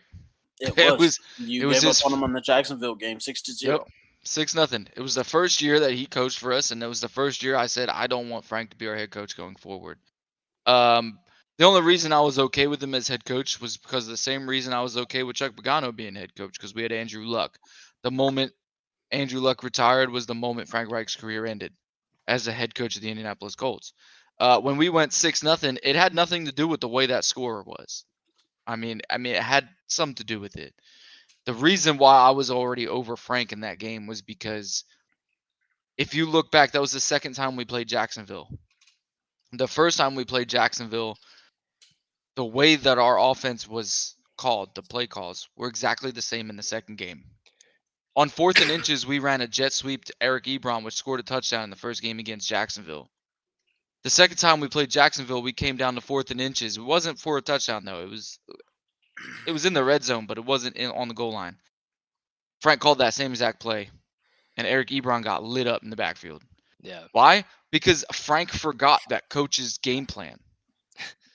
And that was where I was like, Frank can't outsmart anybody. And the amount of times we were in scoring situations where we could have kicked field goals and won that game was, I'm pretty sure it was 8 times we were in field goal range. Yep. And we didn't kick it Something like that. once. We didn't kick it once. We would have won that game. Easily. We would have won that game kicking field goals 24-6. Think of that. 24-6 just kicking field goals. And we didn't. And that was the moment that I knew that Frank Reich was never going to take us anywhere. Yep. So yeah, that's a tough one, man. I was a Frank Reich apologist for a very long time. It took me a while to get over it. It was pretty much the end of last year how this entire team dwindled off. I know everybody, if you guys have been following, I'm pretty sure you have, but how Jim Irsay went to blame Carson for our loss at the Yeah. Raiders and at Jacksonville. I never took it that way. I blame the entire team. We looked crap as an entire team. I blamed everybody. Top to bottom, yeah. And that's when I finally got off the Frank train. It was the last 2 games of the year that year. I just can't think that you could possibly be a team that's ready for the playoffs and then just fall off like that 2 games of the year and only blame your quarterback. So that was just where I fell off that train there. And then we got a comment here before we probably get into our last topic here. Chad says, say we end up with the 14th overall pick in the draft. Do you trade up for Stroud or Young or try for Hooker or Levis, but at what cost? So me personally, Chad, I've talked about this a lot. I'll try and be quick just so we can get to our topic here. But I think Levis is garbage. I think he's the next Josh Rosen. He will kill whoever's franchise decides to take him in the first round. But if we had the 14th overall pick, what I would do is personally, I'm not going to try and trade up because if you try and trade up, you mortgage your franchise for guys that may or may not work out. If you have that pick, go ahead and take them, but you don't try and trade up there. You take the best player, 14th overall pick, whether that be a pass rusher, receiver, or cornerback. Personally, that's what I take. Or left tackle because in Indianapolis we don't have a fucking left tackle to save our life. No, we don't have a right guard. I mean, I wouldn't take a right guard with the first overall pick. Look at Quentin Nelson, how that works out. I mean, my guy's just falling off. Yeah, but he dominated his first 3-4 years. All right, I think he still could. He still could. I mean, it's tough. Me personally, I'm just gonna say left tackle, wide receiver, cornerback. Those would be my positions, and then next year go quarterback. That's personally what I would do. Just and then maybe take a guy like Hooker or Anthony Richardson if he comes out late. That would be mine's there. Yeah. And then if any of you guys wanted to chime in on that before we get to the Raiders. Well, to answer the question below too, he's bearing an ankle injury, and that requires you to put a lot more weight on your ankles when you're moving outside the tackles. When you're running at an angle, people are going to tackle you out of the tackle box. Are going to go low. So being to stay at shoulder pad level and run through the tackles, run up the middle, it kind of saves. Are you answering Wesley's question? So Wesley, I brought this up because it was a new commenter, so it's a new viewer. Wanted to bring his comment in, give him some shout out, some love, and it's a good question. And please like and share. Please like and share, right? And Damon is 100% correct. When you run to the outside, it puts more pressure on your ankles, but you also got to think at for some reason this year we've heavily run out of the shotgun. You don't run very much outside of the tackle. Oh, it's annoying. Oh my goodness! it First really play of the is. game tomorrow will be a running back. Will draw be a running back zone. I promise. Yeah. So why we don't know. We don't know what's going on with those play calling. We could see a whole totally different thing tomorrow. You got to think new play caller, new head coach, everything tomorrow. What we've seen the last 9 weeks, we might not see tomorrow at all. So No telling. Might look like you a different. just there's I no mean, I Maybe guess worth you can't watching. change everything in a week, but I mean, And- it's still tough. Like I'm gonna tell you right now, I played running back, also played point guard in basketball. A high ankle sprain is not something that you can Yeah. cut with on at all. So I don't care how much tape you put or Can't whatever. cut. You can't All the explode. tape does is it limits your explosiveness. So you may be able to run normally, but you can't make the cuts. Like if you think back to the Patriots game last year where JT takes that and Cut the goes 70 yards and makes that touchdown. You don't have that explosiveness when you got a head ankle sprain. So it's tough to say, and that's why I'm worried about our running back room with JT. So I am hoping he is healthy because that's one of my biggest questions about the game. So speaking of, let's go Speaking ahead of and the move game on. tomorrow, let's get into the Raiders, The Raiders. the Las Vegas Turds. Key They're looking just as bad as key us. matchups. So I'm gonna go from the view of what I see. So Trev, Damon, and then DeMarco. So we're gonna start with Trev. Your key matchup for tomorrow against Vegas. I want to pick two, but I won't do that. So I'll go ahead with Stephon Gilmore and Devontae Adams. That's obviously going to be key to us. It's their biggest weapon. It has to be. Devontae Adams is a superstar in this league. And Gilmore, even though he's getting up there in years, he's been very good for us. Like he's looked like the number one corner. Maybe not the superstar, but he's been the number one corner that we've needed. And I'm very excited to see how those downfield plays are going to work out for us. He did have one. Terry McLaurin got him with one. The game winner, that was my lucky. face. So, That was but- one in a million. That was one in a million. But right, exactly. And to that point, right, there's a level of sometimes these stars are just going to get theirs, and it doesn't matter what you do defensively. Like there are these superstar players that can turn it up on that big moment and just make the play needed. And I feel like that's what Terry did. I didn't even give Stephon any salt for that. He got his hands on the ball. You know what I'm saying? 100%. Like it just happens It sometimes. was a good But play. It was a good play. yeah, I'm super interested to see him match up That's against one him. of those Okay, days okay, you that's a hope good we one. hit the ground together and the ball goes incomplete. Yep, that's a good one. That's a good one. Hey, don't worry, guys. You guys go ahead in the comments. Go ahead and comment your key matchups also because I already see one. Chad said Raiders look horrible. If you know where that Jeff comment Saturday, came from, that baby. came from Yep, Jeff Saturday. Yep, with it the did. It did. ESPN analyst about the Raiders. So We'll hit it's up very those funny. comments and your guys' key matchups too. So make sure you guys comment your key matchups in there also. Everybody, that I believe we got some viewers in here. So Damon, who you got? Key matchup. Colts offensive line and the Raiders front seven, flat out. If They got a couple pass rushers, right, that are pretty good. Chandler Jones, Max Crosby. If we don't block, we lose this game in a blowout. Yeah. It's Last week all over again. Derek, don't get this season wrong. Derek Carr can still go for 400 yards, 4 touchdowns, torch us like he did last year. I mean, absolutely torch us. Hunter Renfrow, of course, not playing this week, torched us last year. Yeah, it's going to come down to blocking for me this whole game. That if there's anything that we could say this game matters the most is if we can block and put points on the board because we know what our defense is going to bring us tomorrow.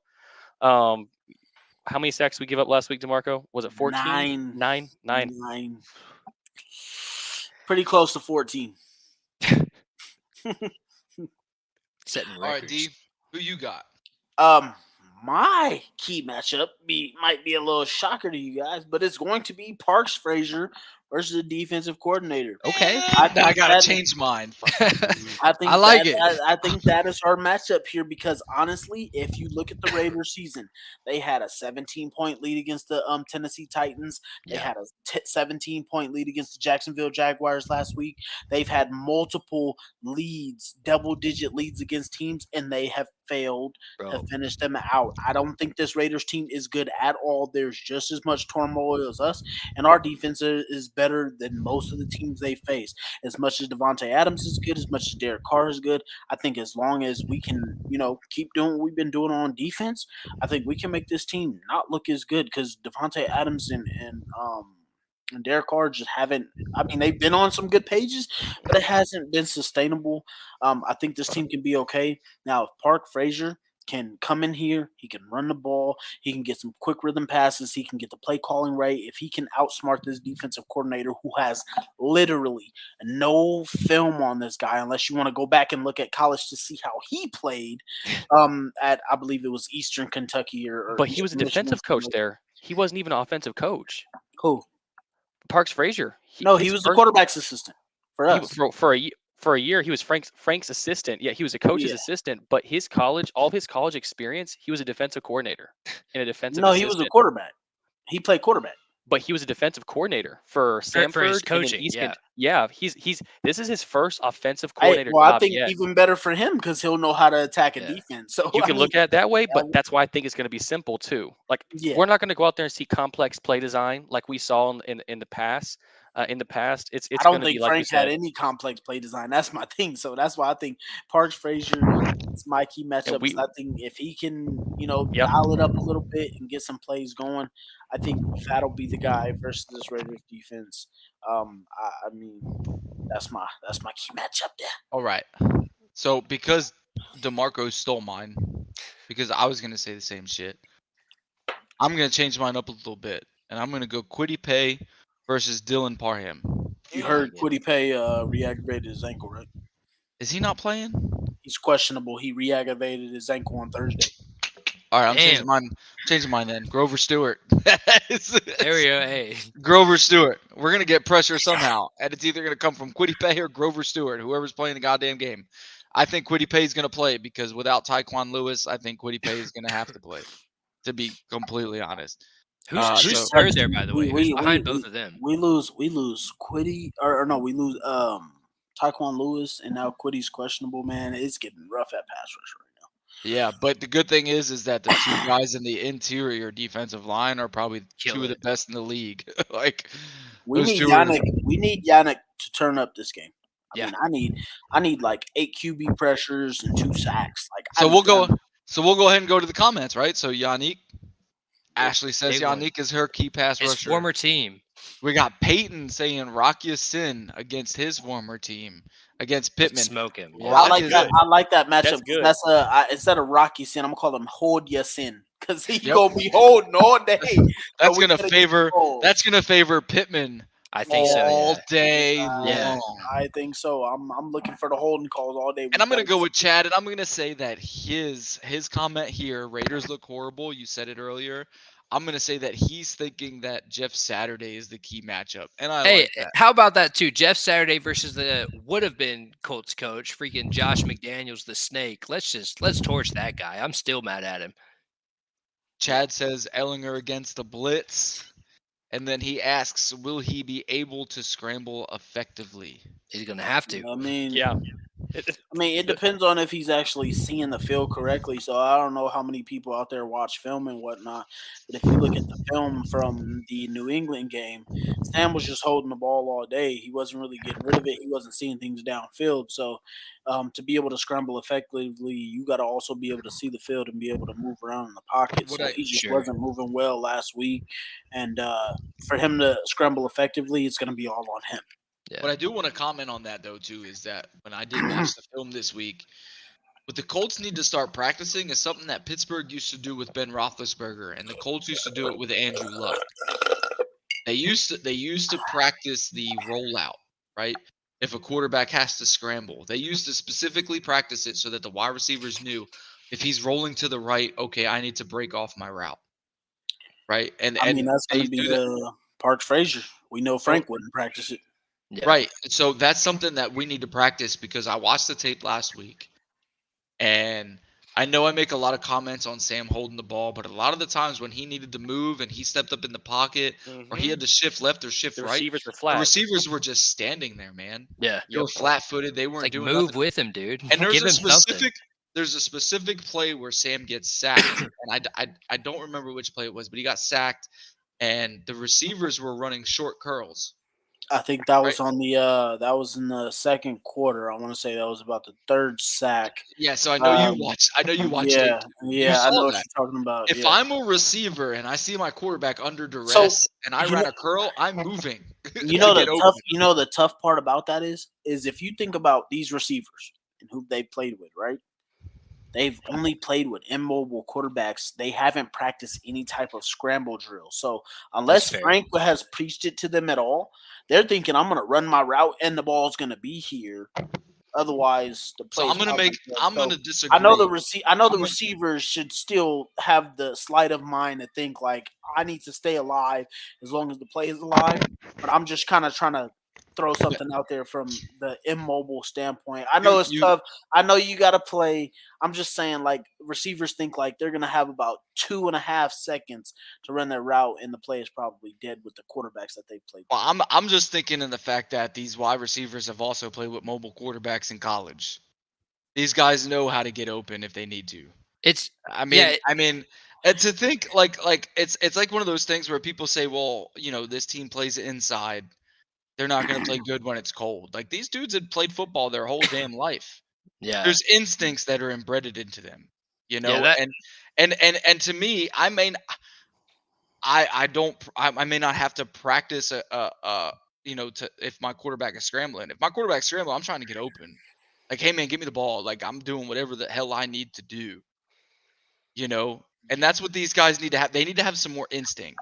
Yeah. If that makes sense. Yeah, I mean, I think that's the part of where all Colts fans scream, "I want a veteran! I want a veteran! I want a veteran!" Because I know Ty would have kept running, and I mean, it's just one of those. Exactly. It's Exactly. a tough one there. But that's what you see. That's what you see in the difference between offenses that struggle and offenses like Buffalo or offenses like Kansas City and things like that. Their receivers, they have those instincts. They receivers know. Like, if you think about any of like the top 100 plays or stuff that they do. Yeah. When they The think receivers aren't running their route. the receivers, they keep running because I know my quarterback is still going to be alive, and that's why I say I kind of give an excuse to receivers because I'm thinking they think maybe the play is over instead of thinking Sam can still keep it alive. And if you look at any of those plays that Sam had, none of them got out of the pocket to stay alive. Well, and that's but here's the thing too, though. But here's the thing, like what I said, that specific play, right, that I saw that kind of irritated the shit out of me was he stepped into the pocket enough, and if let's say whoever was playing, somebody just ran inside, right, because it was a 3 curls. Yep. Whoever was in the slot receiver ran a short curl. It was like a 7-yard curl inside too. He didn't even run it outside. It was an inside curl because he was facing Sam. All he had to do was take 2 steps inside to start running inside downfield and give a quarterback an angle and give him the angle. Sam could have just put it up there. How many times did we see Ty get open downfield and never worked out, and he ran like a 20, 25-yard curl at the top of his 7, and every time on 3rd down and long, 2nd down and long, it was open.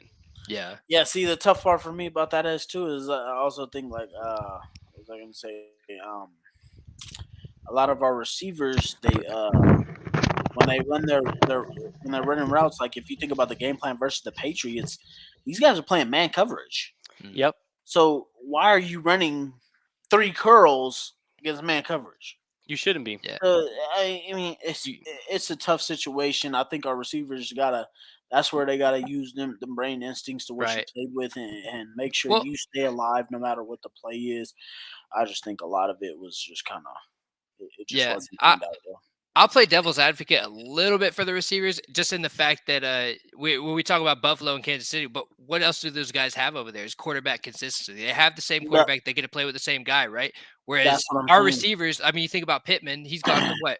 Rivers old guy, to young guy, Carson. old guy, young guy. Yeah, he's all over the place. So it's like, if you don't Arm get a chance talent. to build that chemistry, right? Build that chemistry and kind of know what that quarterback's thinking, especially with a guy like Sam who's played 2 games. It's not always easy to do that. So I'll play a little bit of devil's advocate for them. They should have that instinct. They should know to just get themselves open. But I can kind of see where there'd be that lack of communication and that I have a new quarterback damn near every week. So I don't know what he wants me to do. Ashley, Ty is my guy. His favorite Colt. My guy. One of my favorite Colts. But yeah, Damon, that's a good point. That's a good point that you made there. That arm talent as well. I mean, our arm talent has changed from 38 years old to 29 years old. Yeah, to it's all over the place. Years old to 20. And you have to as a receiver, you have to adjust accordingly to those guys, like where it's going to be at, where they want you to be at, like just what they're thinking in that moment when they're scrambling. So just like Peyton says in the comments here, Pittman to me look like he gives up on the play way too quick, where he could have just been the way he is. So if you think about it, when you got a guy that's 37 years old, and if he tells you, "Hey, when we run this play, I want you to come back and curl at 7," you better be there at 7 Sure. because the ball's going to be in your face mask. So that's what he's thinking. Right. It's like tough when you change to a different quarterback, especially like a guy who's pretty much still a rookie. Completely different Where style. he's like, he's not gonna tell you where to be on your route. He's like, okay, I need to get here to you. Yeah. And so, I love I it's love just this conversation because we just have had too much change for whether it be Yeah. quarterbacks or receivers. You If you look at the age win like of all that, of our man. exactly, you look at all of our receivers. I think all of our receivers are 25 and younger. So and this is why the run game is so important. Yes. exactly. This is why where we the run game we had last year would have been so important to what we have going this year. If we I were keep struggling saying in the that. passing game, being able to run 100+ yards a game would have made it so much easier for Sam to develop and be able I to be keep like, okay, this is what I'm doing, and then build chemistry, right? Because honestly, even with Sam right now, we're in growing pains, Yeah. and we know that. We knew that. I mean, none of us expected Sam to come in Washington But and New we're okay England. with that too.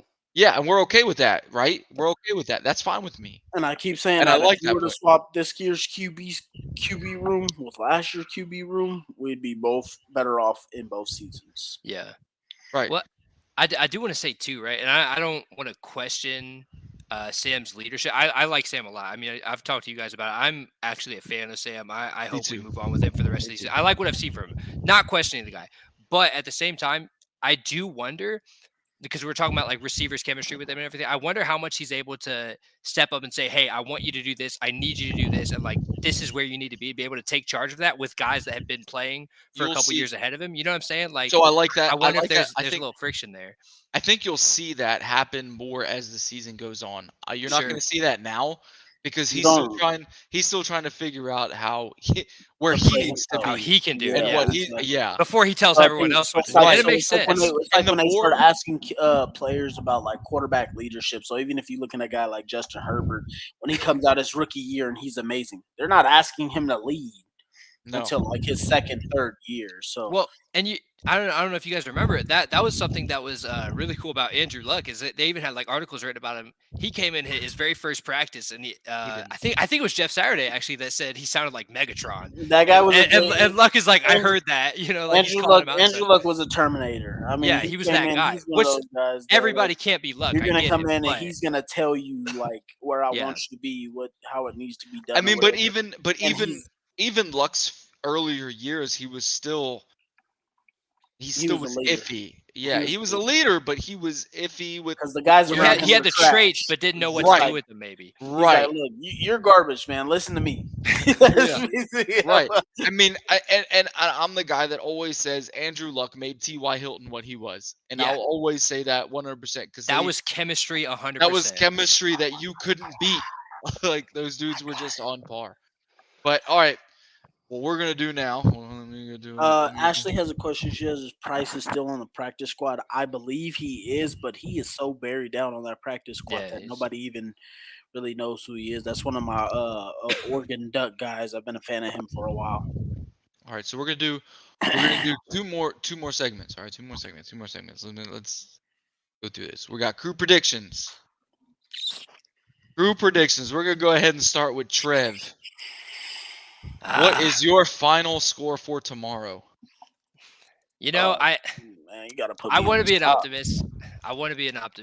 I feel like we're still going to have some offensive struggles, which I expect, and I'm not going to be mad if we do, because there's a lot changing right now. It's totally super weird, but I don't know. I feel like I want to go 17-20 with the Raiders win. I don't want the Raiders to win. I'll say this: 17-20 either way. Like I think both teams probably struggle to get it moving, and hopefully we can get in scoring range enough that we let McLaughlin do his thing a little bit. Hopefully get us some field goals. I don't know how many touchdowns we're looking at, 1 or 2 if we're lucky, but hopefully what we just see is a more exciting offense or a free flowing offense is what I would love to see. If we could score 20 points, I'll be over the moon.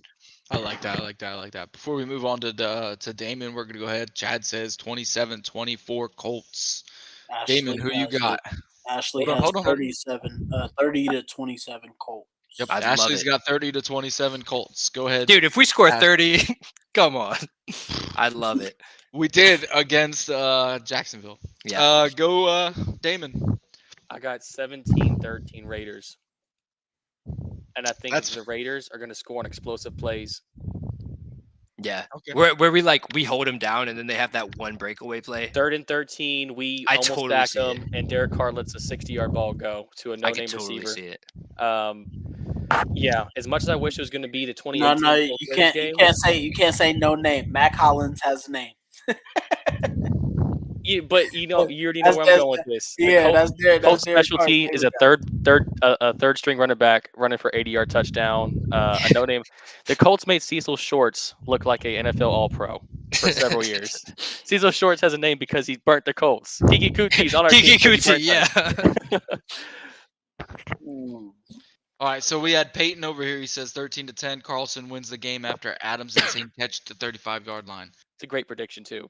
Yeah, it is. I feel like he just looked into the future or something. He watched Very tape. specific. He watched tape. Are you a time traveler, bro? DeMarco, who you got? Yeah, I gotta agree with Peyton there. I'm also going 13-10 Raiders win, but I'm not going that they kick a field goal to win. I'm going that nobody scores for the whole entire fourth quarter, and the game ends 13 to 10. Yeah, that's fair. I'm gonna go the safe route, and I'm gonna say 31 to 6.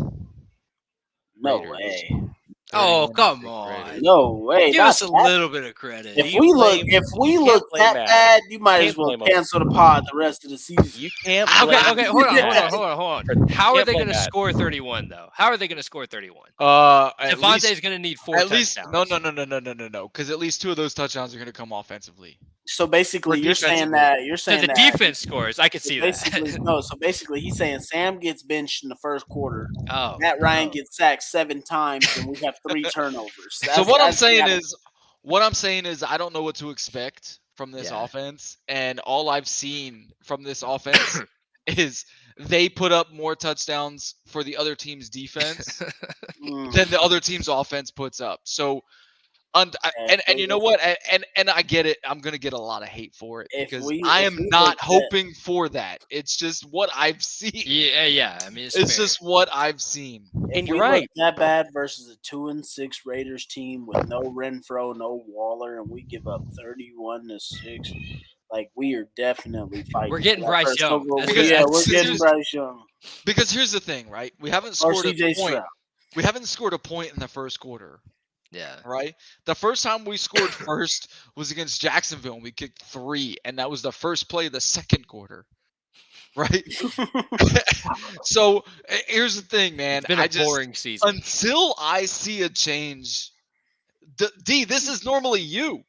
This is normally you. So That's why I said 13 to 10, because I mean, like, the Raiders just look as bad as we I get do, it. if not worse. I with get better- it. If I not get it, worse but with we- better weapons. But we have made teams who don't look good look fucking good. The Yeah. Patriots are not 26 to 3 points better than us. They are not. They are not. No. But they sure They damn can't look decide like it who their last week. quarterback is. They sure damn look like it last week. But see, that's my thing. The Raiders also don't have a defense that is as good as the Patriots, because that's what won them the game. Which They Which, don't by have the just way- one. They don't just have one pass rusher. They have 2 exactly. good. And so, that and are the- good. Yeah, but But I mean, they at give the up same- these leads. Like the numbers don't lie. Exactly, They, at they the build same these leads time. and then they give So- them up. So it's like they have the star players, I but think it's really what's happening in the fourth quarter? We might see I'm a getting so record. much heat for this. To me, in my opinion, we're gonna see a record of punts in this game. Oh, Like, I mean, like it's worse just than the gonna be- Broncos game, you think? Yeah, it's gonna be worse than that, dude. I mean, I- it's gonna be 3 and out, 3 and out, 3 and Oh my out, 3 and God. out, 3 and out, 3 and out. Maybe you get a couple that end up on that side. So that's just All right. Crew locks. All right. Dude, Who's- I haven't even anything looked in at this the schedule. game that is a lock. Anything in this game that you think is a lock. Hey, everybody who's viewing, go ahead and give us your locks. It can be players, yards, touchdowns. Oh, let me go first. I got my score, lock. Whatever, whoever wins. Send it. Whatever got you think is going to be a I lock got for my tomorrow lock. and Let it's me gonna go happen. first. I All got right, my lock. DeMarco, go ahead. Go first. It is a lock that the Indianapolis Colts get 3 sacks. I like it. It's I a like lock it. that Yeah, Chase that McLaughlin is a I like lot. that. Chase is a lot. McLaughlin kicks 3 field goals and makes 3 field goals. That's my That was lock. my. That was I about to knew be it. mine. I thought it was gonna be D's too. Yeah. I'll say it's. Oh man. Go ahead. You know Chris. what? I'm gonna be an optimist. I'm gonna be an Oh, optimist. great. I will Here say we go again. it's a lock. It is a lock that we give up less than 3 sacks. Okay. Less than 3. Okay, I like Okay, that. I like that. I like that. Jeff Saturday's gonna get these guys to play half of their salaries worth, and we might have a halfway decent O line for at least a half. Oh man, Peyton just hit me with the. Bro, Peyton. Dude, I swear, Yeah, it's probably he's looking going into That's the to more happen. future. likely. That's more In the likely. future, he's looking in the Offensive future. lineman holds on a 15-yard scramble in their territory. We get backed up to the 30-yard line. And then it becomes 4th and long. And then we take a sack and we got to kick a 51-yard field goal. Yeah. It's going to happen. And then Matt Hawk is gonna punt it like 27 yards into the sideline, and Oh, we'll just ask the Hey, go defense ahead. to win it again. Go ahead, Damon. Go ahead. I keep wanting to call you Doolin because of your fucking name, but go ahead. I want to see Saturday and Matt Pryor. I want to see Matt Pryor get coached up and down the field, old Oh, school yeah. style. That's Yeah. Okay, but you Get gotta. his It's a face. lock. It's a lock. You gotta lock something. Oh, I said Chase McLaughlin 3 field goals was my lock. Easy Oh, lock. okay. Okay. If we can get into scoring range, easy lock. I'm gonna do a lock, and this is gonna go completely against what my scoring fucking points were. You know what? No. I'm not gonna lock that because I chose 31-6, and that doesn't make sense. He was going to lock the Colts to win after he No. kicked I was gonna lock Sam getting his first touchdown, but it doesn't That'd make be sense cool. if I pick 31-6. No, I could see it though. I could totally see it. And then McLaughlin missed the field goal. Yeah. I mean, fair enough. Yeah. 31-6. It stands. It stands. All right, I'm Anytime going a for Colt- it. Anytime a Colt has a career day, we lose. Chad, Like, it's just- Chad has his always- lock here is Ellinger with 250 passes. Dude, That is I would be. I would like be that over one. the I like moon. that one. So That's pretty I'm reasonable. gonna stick with my score prediction, but I'm gonna go completely contradictory, and I'm gonna say Sam gets his first touchdown, but it's not gonna be passing. Okay. Rushes for it. He It's rushes gonna be for a 47-yard touchdown. 47 Dude. yards. 47 yards. He's got the ability. Like 47 is a little out there, but And I'm also gonna lock something else too. Matt Pryor's gonna lit up at least 1 sack. oh yeah. I mean, Of course Off he did. you can Off lock of that his- every single week. Off I mean, of a I sack. guarantee Any you, else- Chandler Jones and Max Crosby might be on the same side just to stun off of him to get sacks. And Oh, Matt, right. I'll add to that lock too. It's either going to be a third down or it's going to be in the red zone that he lets up that sack. Where we need him to just be steady the most is where he's going to let up the sack. I love it. I love it. Chad's with it. Chad's feeling it. It's a lock. 47 47 lock, rushing 47 touchdowns. Bet the house on it. Let's Bet go. the house on it. Hopefully that's JT and not Sam. No, I hope it's Sam. I hope it's Sam. For Because fantasy like- sake, I need JT to go for a 47-yard touchdown, man. Oh man, Daniel's saying that Pryor won't start. Did y'all see that play? I I hope think it was the third time he got beat, and he just started shaking his head like he just knew. Who, He knew Pryor? there was no he knew there was no way that he Yeah. could block anybody. I just don't in get it, front of man. him. No. I You know what don't it get is? it. You know what it is? It's him going like this. Damn, I just gave another sack. I don't know why. Literally, still that's what he paying did. me. I I couldn't don't know help but why laugh. they're still I paying just laughed. me. I don't know was why like, they're still paying me. That's what he's doing. I don't Bro, know. the why worst they're the still worst part is, and we've talked about this in previous shows. A lot of times you're supposed to go back and watch the tape and see what happened. But when us fans can see it in the middle of the game, what the fuck is happening? Dude, I don't know how many times I saw Matt Pryor block the one tech, and next thing you know, Judon's coming in, and he doesn't pass off that one tech and go and block Judon. you can watch I'm how just like- slow his head turns. His head goes Yeah. just like this. Here comes Matt Pryor or Judon, and then Matt Pryor goes. he's like, oh shit, Oh fuck! not again. Was Not that again. was he mine?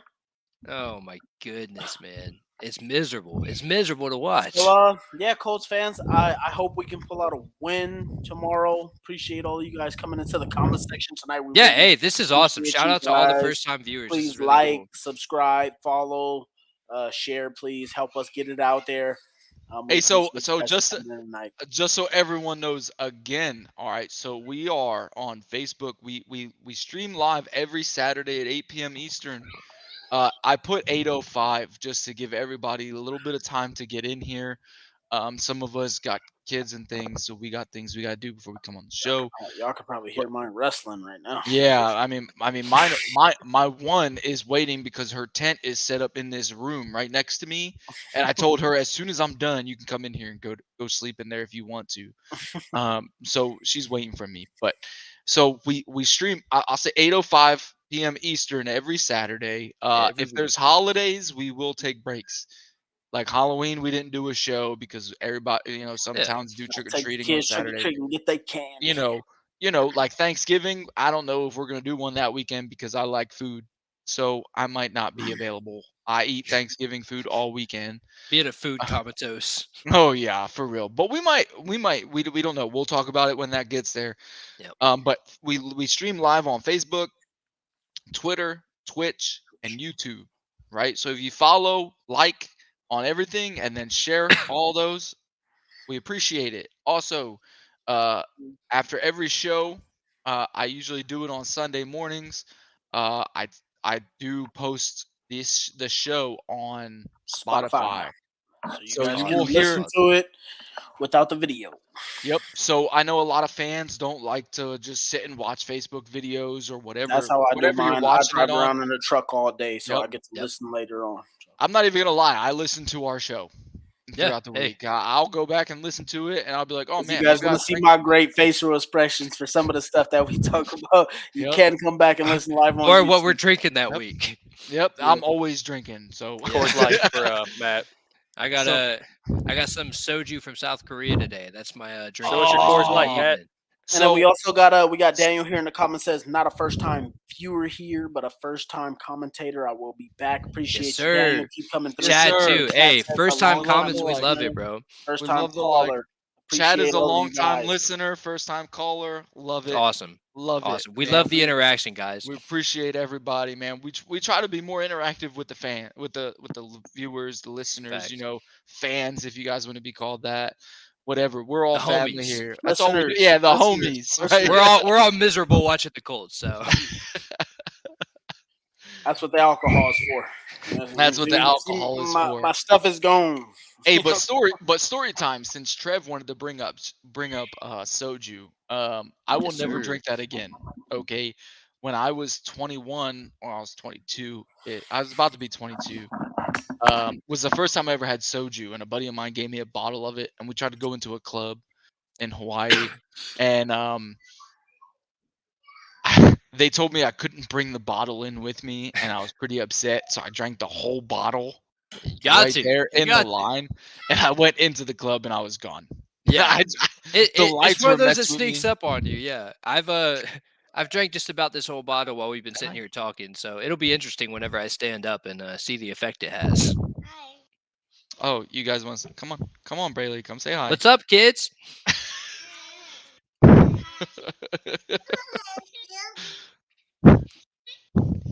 There's the kiddos. Hey, Awesome. Eloisa, what do you say? Go who? Go Colts, right? She said the Colts suck. Go Colts, right? Go Colts, that's right. Hey, you say it. Your turn. Say go Colts. What? Say go Colts. I did. Awesome. That's what's up, man. Hey, Brayley, go ahead and get your blanket and your tablet. Go ahead into the tent. What do you need? Snack? Yeah, shout out Daniel, man. I wish I could go to the games. Most of us don't live in Indianapolis. I know, Matt, you've been to a game. We have a buddy, Andy, who's usually in our group chat. He goes to the games a lot. But most of us live out of state, so we don't get to go to the games a whole lot. But that's awesome, man. I love the tailgating. Oh Yeah, man, I wish I could go to some games. That's my dream to go out. Yeah, to Indianapolis same. and go to the So game. Andy was our old Yeah, he used to be on host the the show show. with us. He used to be on the show with us. He actually took me to a game because I was in Kentucky doing training, and where I was doing training was about 2 hours away from Indianapolis. So he took me to a game, and that game was when we played Cincinnati with Phillip Rivers, and we went down 21-0, and then we come back and won. So it was pretty cool to see day. that. You know, it was pretty fun. But Peyton says he's going to the Eagles game. I'm praying for you, my brother. It's gonna be a rough day, my guy. yeah, it is, man. My wife's gonna be talking a whole bunch of shit because she's an Eagles fan. So I grew up in Indianapolis. I was born and raised in Indianapolis for the first 9-10 years of my life, but I never got to go to actual. I've been to Lucas Oil Stadium for high school state championships, all that kind of stuff, but we never had the money to go to the Colts games. I got to meet Peyton Manning. He was at one of the state championships. Shouted out to him. I had a sign and everything. It was like super cool. They put me on the big screen because I had a sign for Peyton. I was like yelling. I was like, Peyton, it's me. He doesn't know who I am, but it was cool. So I grew up Love in the Philly. city though, man. I grew up in Philly, so I met Donovan McNabb growing up. Brian Dawkins' son played on my football team, so I met That's Brian dope. Dawkins a bunch of times. Barry Gardner came and watched me play one time when I was like 15, and it was just because Brian Dawkins' son played on my team. Well, not my team, but he played on the younger team. So they stayed and they watched all the games. It was pretty cool, man. They used to come out to our games almost every weekend. So like they had like a bar at our field for all the Yeah. parents, and Brian Dawkins and Barry Gardner used to hang out up in the bar after the games, and us kids would go up there just because our parents were up there. So it was pretty cool to meet them. I wish I could have met some Colts, man. I wish. I got stuck meeting Eagles players, but it's gonna be a fun one next week. I met a whole bunch of Niners and Raiders. Bro, I'm from the Bay Area. Man. I'm from the Bay Area. Every game I've been to, we have beat the Raiders over Niners. So I love that I go every time. You guys remember back to the 2018 year where we beat the Raiders and Mo Alley Cox has the one-handed catch against the Raiders. I was at that game in Oakland. Was that Kenny Moore's one-handed interception too? No, that one was in Vegas in 2019. Right? Okay. I was also at that one. So yeah, pretty much every game I've been to, we have beat the Raiders or the Niners. I'm a Bay Area fan, so I love to rub it in their face. The fans out there are actually, they act pretty vicious and whatnot, but you know, I'm from there, so I always tell somebody I wish a motherfucker would. I'm from out there. But, yeah, I've never been to Indy. I want to go one day and be at the stadium. I think I told y'all. This summer I actually ran into Ben Banagoo at the park walking his dog. Nice. Like the most off the literally. Imagine like me and you were walking by each other at the mall, and I saw his face. And he was wearing a Colts bucket hat, and I looked at my my fiance because she went to TCU. You know, he went to TCU too, and he had a TCU quarter zip on. And I was like, "Oh my god, that's Ben Banagoo." He goes, "That's me," and just walks right by me. The weirdest. Ben rest his butt. Y'all want to hear a real funny story, bro? So I was walking around this mall around here, right? Stonebriar Mall.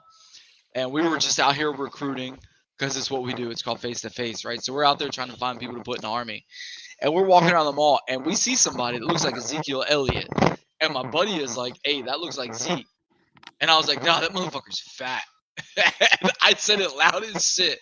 I was like, this dude looks fat as fuck. And no shit, it was Ezekiel Elliott. that tracks. That makes sense. I thought old boy was going to beat me up, but it was Ezekiel Elliott for real. Walking around the mall. TCU just breaks it open for a 90-yard touchdown versus Texas. Finally scored a touchdown. It's 10-0 on that game. So I want to hit up Chad. He asked, I'm sure y'all have touched on it, but what do you think about the rumor that this Saturday move sets up Manning to return as GM? I don't know how much fruitation that's going to come, mainly because of how negative it truly was when Peyton left.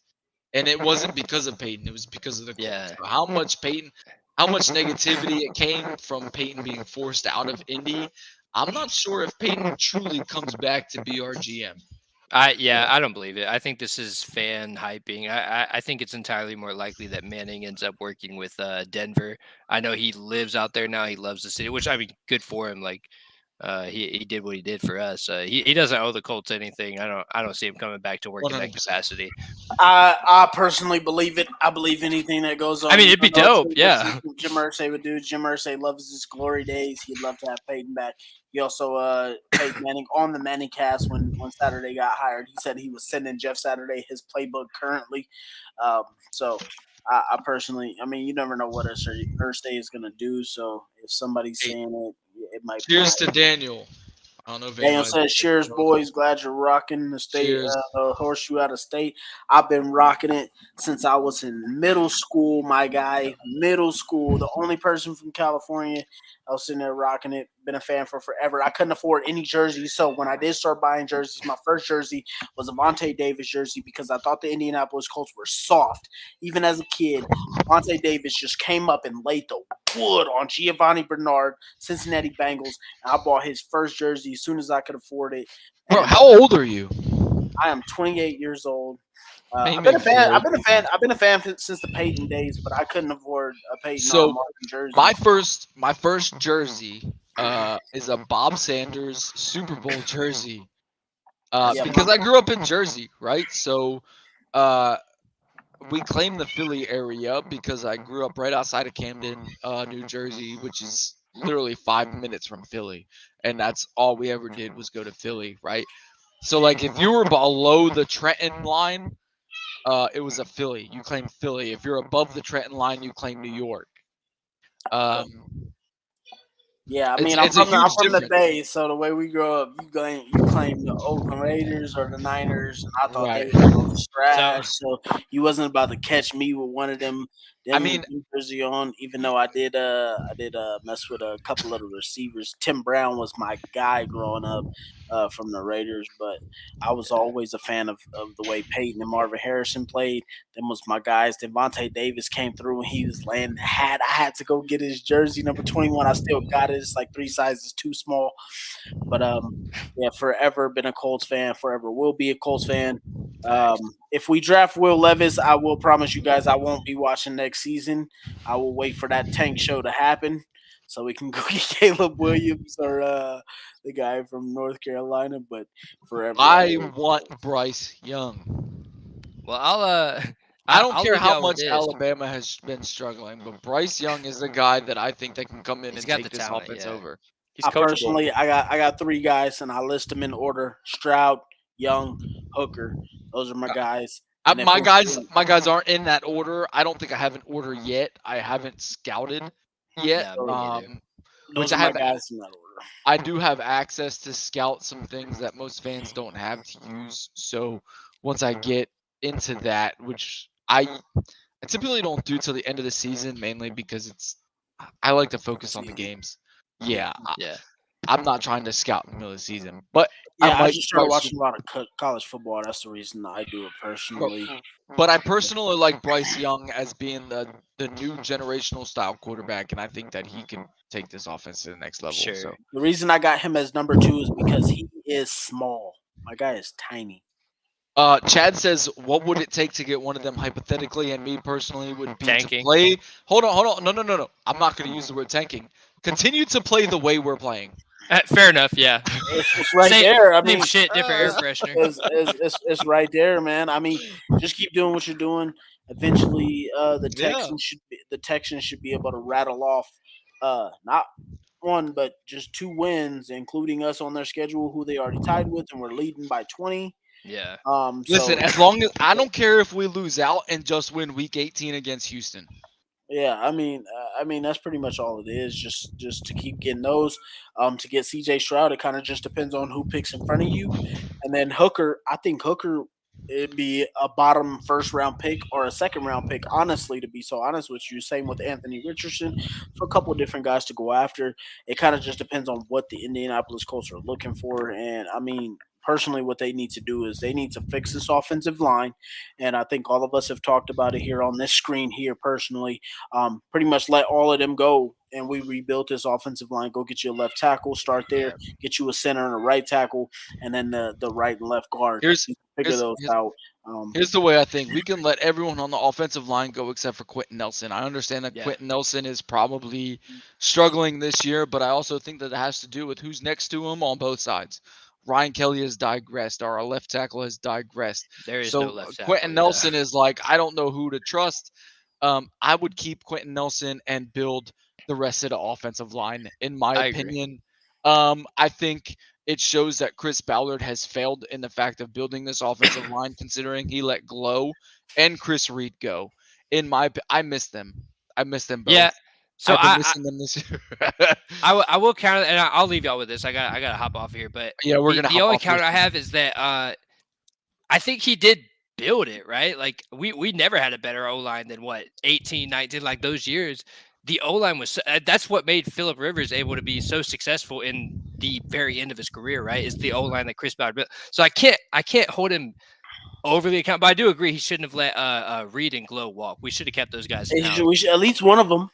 At least one of them. We should. So he's accountable on that end. But I don't know. I see a lot of people attack Ballard over that, and it's like he did what you guys asked for, right? Like he built the O-line, and then now it's just failing. It's just not staying together. Like these guys got paid. Kelly and Smith got paid, and they're no longer holding up their. He tried to blame the reporters for that as well. He tried to say, "Look, see, I heard that. I caught that." You guys were complaining about receivers, and we get one, and now we're all.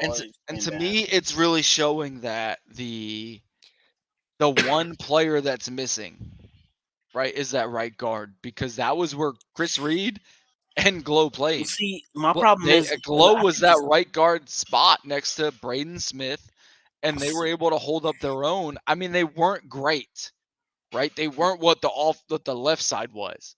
Yeah, I think our one issue is quarterback, so you can build everywhere else. That's what I think personally. So I'm a guy who thinks we have there's a lot of issues. I'm 100% a guy who believes that there's more to the story than just who it is, right? Because if you look at the offensive line, the QB has a huge impact. Well, yeah, I mean, I know you need a good QB. I meant a good quarterback, not just any quarterback. But I'm just saying, I think that if you figure out your quarterback position, the rest. I'm just thinking. I just keep thinking if we had Glow in at right guard, how much different this offense would be. You mean even Reed? if it's just Glow? No, even just Glow. Even just Glow. I mean, yeah, Reed. Either one. Because Reed in my ended up opinion, taking his job because he wasn't playing well down the stretch. Right, but either one, in my opinion, would have made this offense 10 times better. Either than of what them it better is right than now. what we got. Yeah, 100%. Couple. We have a Facebook user here. Yeah, I don't know who that is. Before that, really quick chat said, Strouding Younger top 5. You think our record alone gets us up that high? So personally, Chad, we haven't been playing well enough. We've played well enough to where I think we'll win 0 games down the stretch, even against Pittsburgh and Houston. So I do think our record could get us that low. If you look at the around the league before this past Thursday and stuff has went. Total of like 17 teams were all had the same record of like 3 wins. So yes, I think our win total could get us there. Just depends on how we go down the stretch. And then Facebook user Curtis Painter as our quarterback coach. No, keep Curtis Painter away from the team. Dan Orlowski far away. Keep Dan Orlowski away too. Everybody likes him on ESPN, but that's a gotta lot of be that stuff. That's just all pain. Hey boys, I gotta hop off, but yep. All right, guys. Colton, so this was definitely do something tomorrow. Hold on, Trev. Yeah, so this was definitely a good show, man, and we appreciate everybody that was in here. Facebook user, I don't know who you are, but hopefully next week. We appreciate you watching. Hopefully next week that you'll come back with your name on here. Hey, even if you don't come even if you don't come through with your name, like, share, and subscribe. Like, share, and subscribe. Love it. Damon, you were the most quietest person on here. I kept trying to keep including them. I kept trying to stop everything and ask and just get Damon's word. Trying to make sure hey, Damon likes to get involved. So this is so moving forward, we'll figure that out on the outside. So, hey, comments, keep them coming, man. You guys were phenomenal tonight. I know you guys had us go 2 hours, man. I know. Yeah, me and Trev about to get in trouble here. Yeah, thanks. Hey, you'll be all right. Y'all will be all right, man. Y'all be all right. But hey, great show, and we appreciate everybody coming out. And hopefully tomorrow we get this dub, man. I know I have the prediction a little odd, but I'm hoping we win. I'm gonna be rooting tomorrow. I'm gonna have my beer. I'm gonna be ready to go. Let's go Colts. It's always for the shoe. Always we always hope for a win, but if we lose for Bryce Young or CJ Stroud, you won't hear me complaining. I promise you. No matter what, we want to win. No matter what, it's always for the shoe.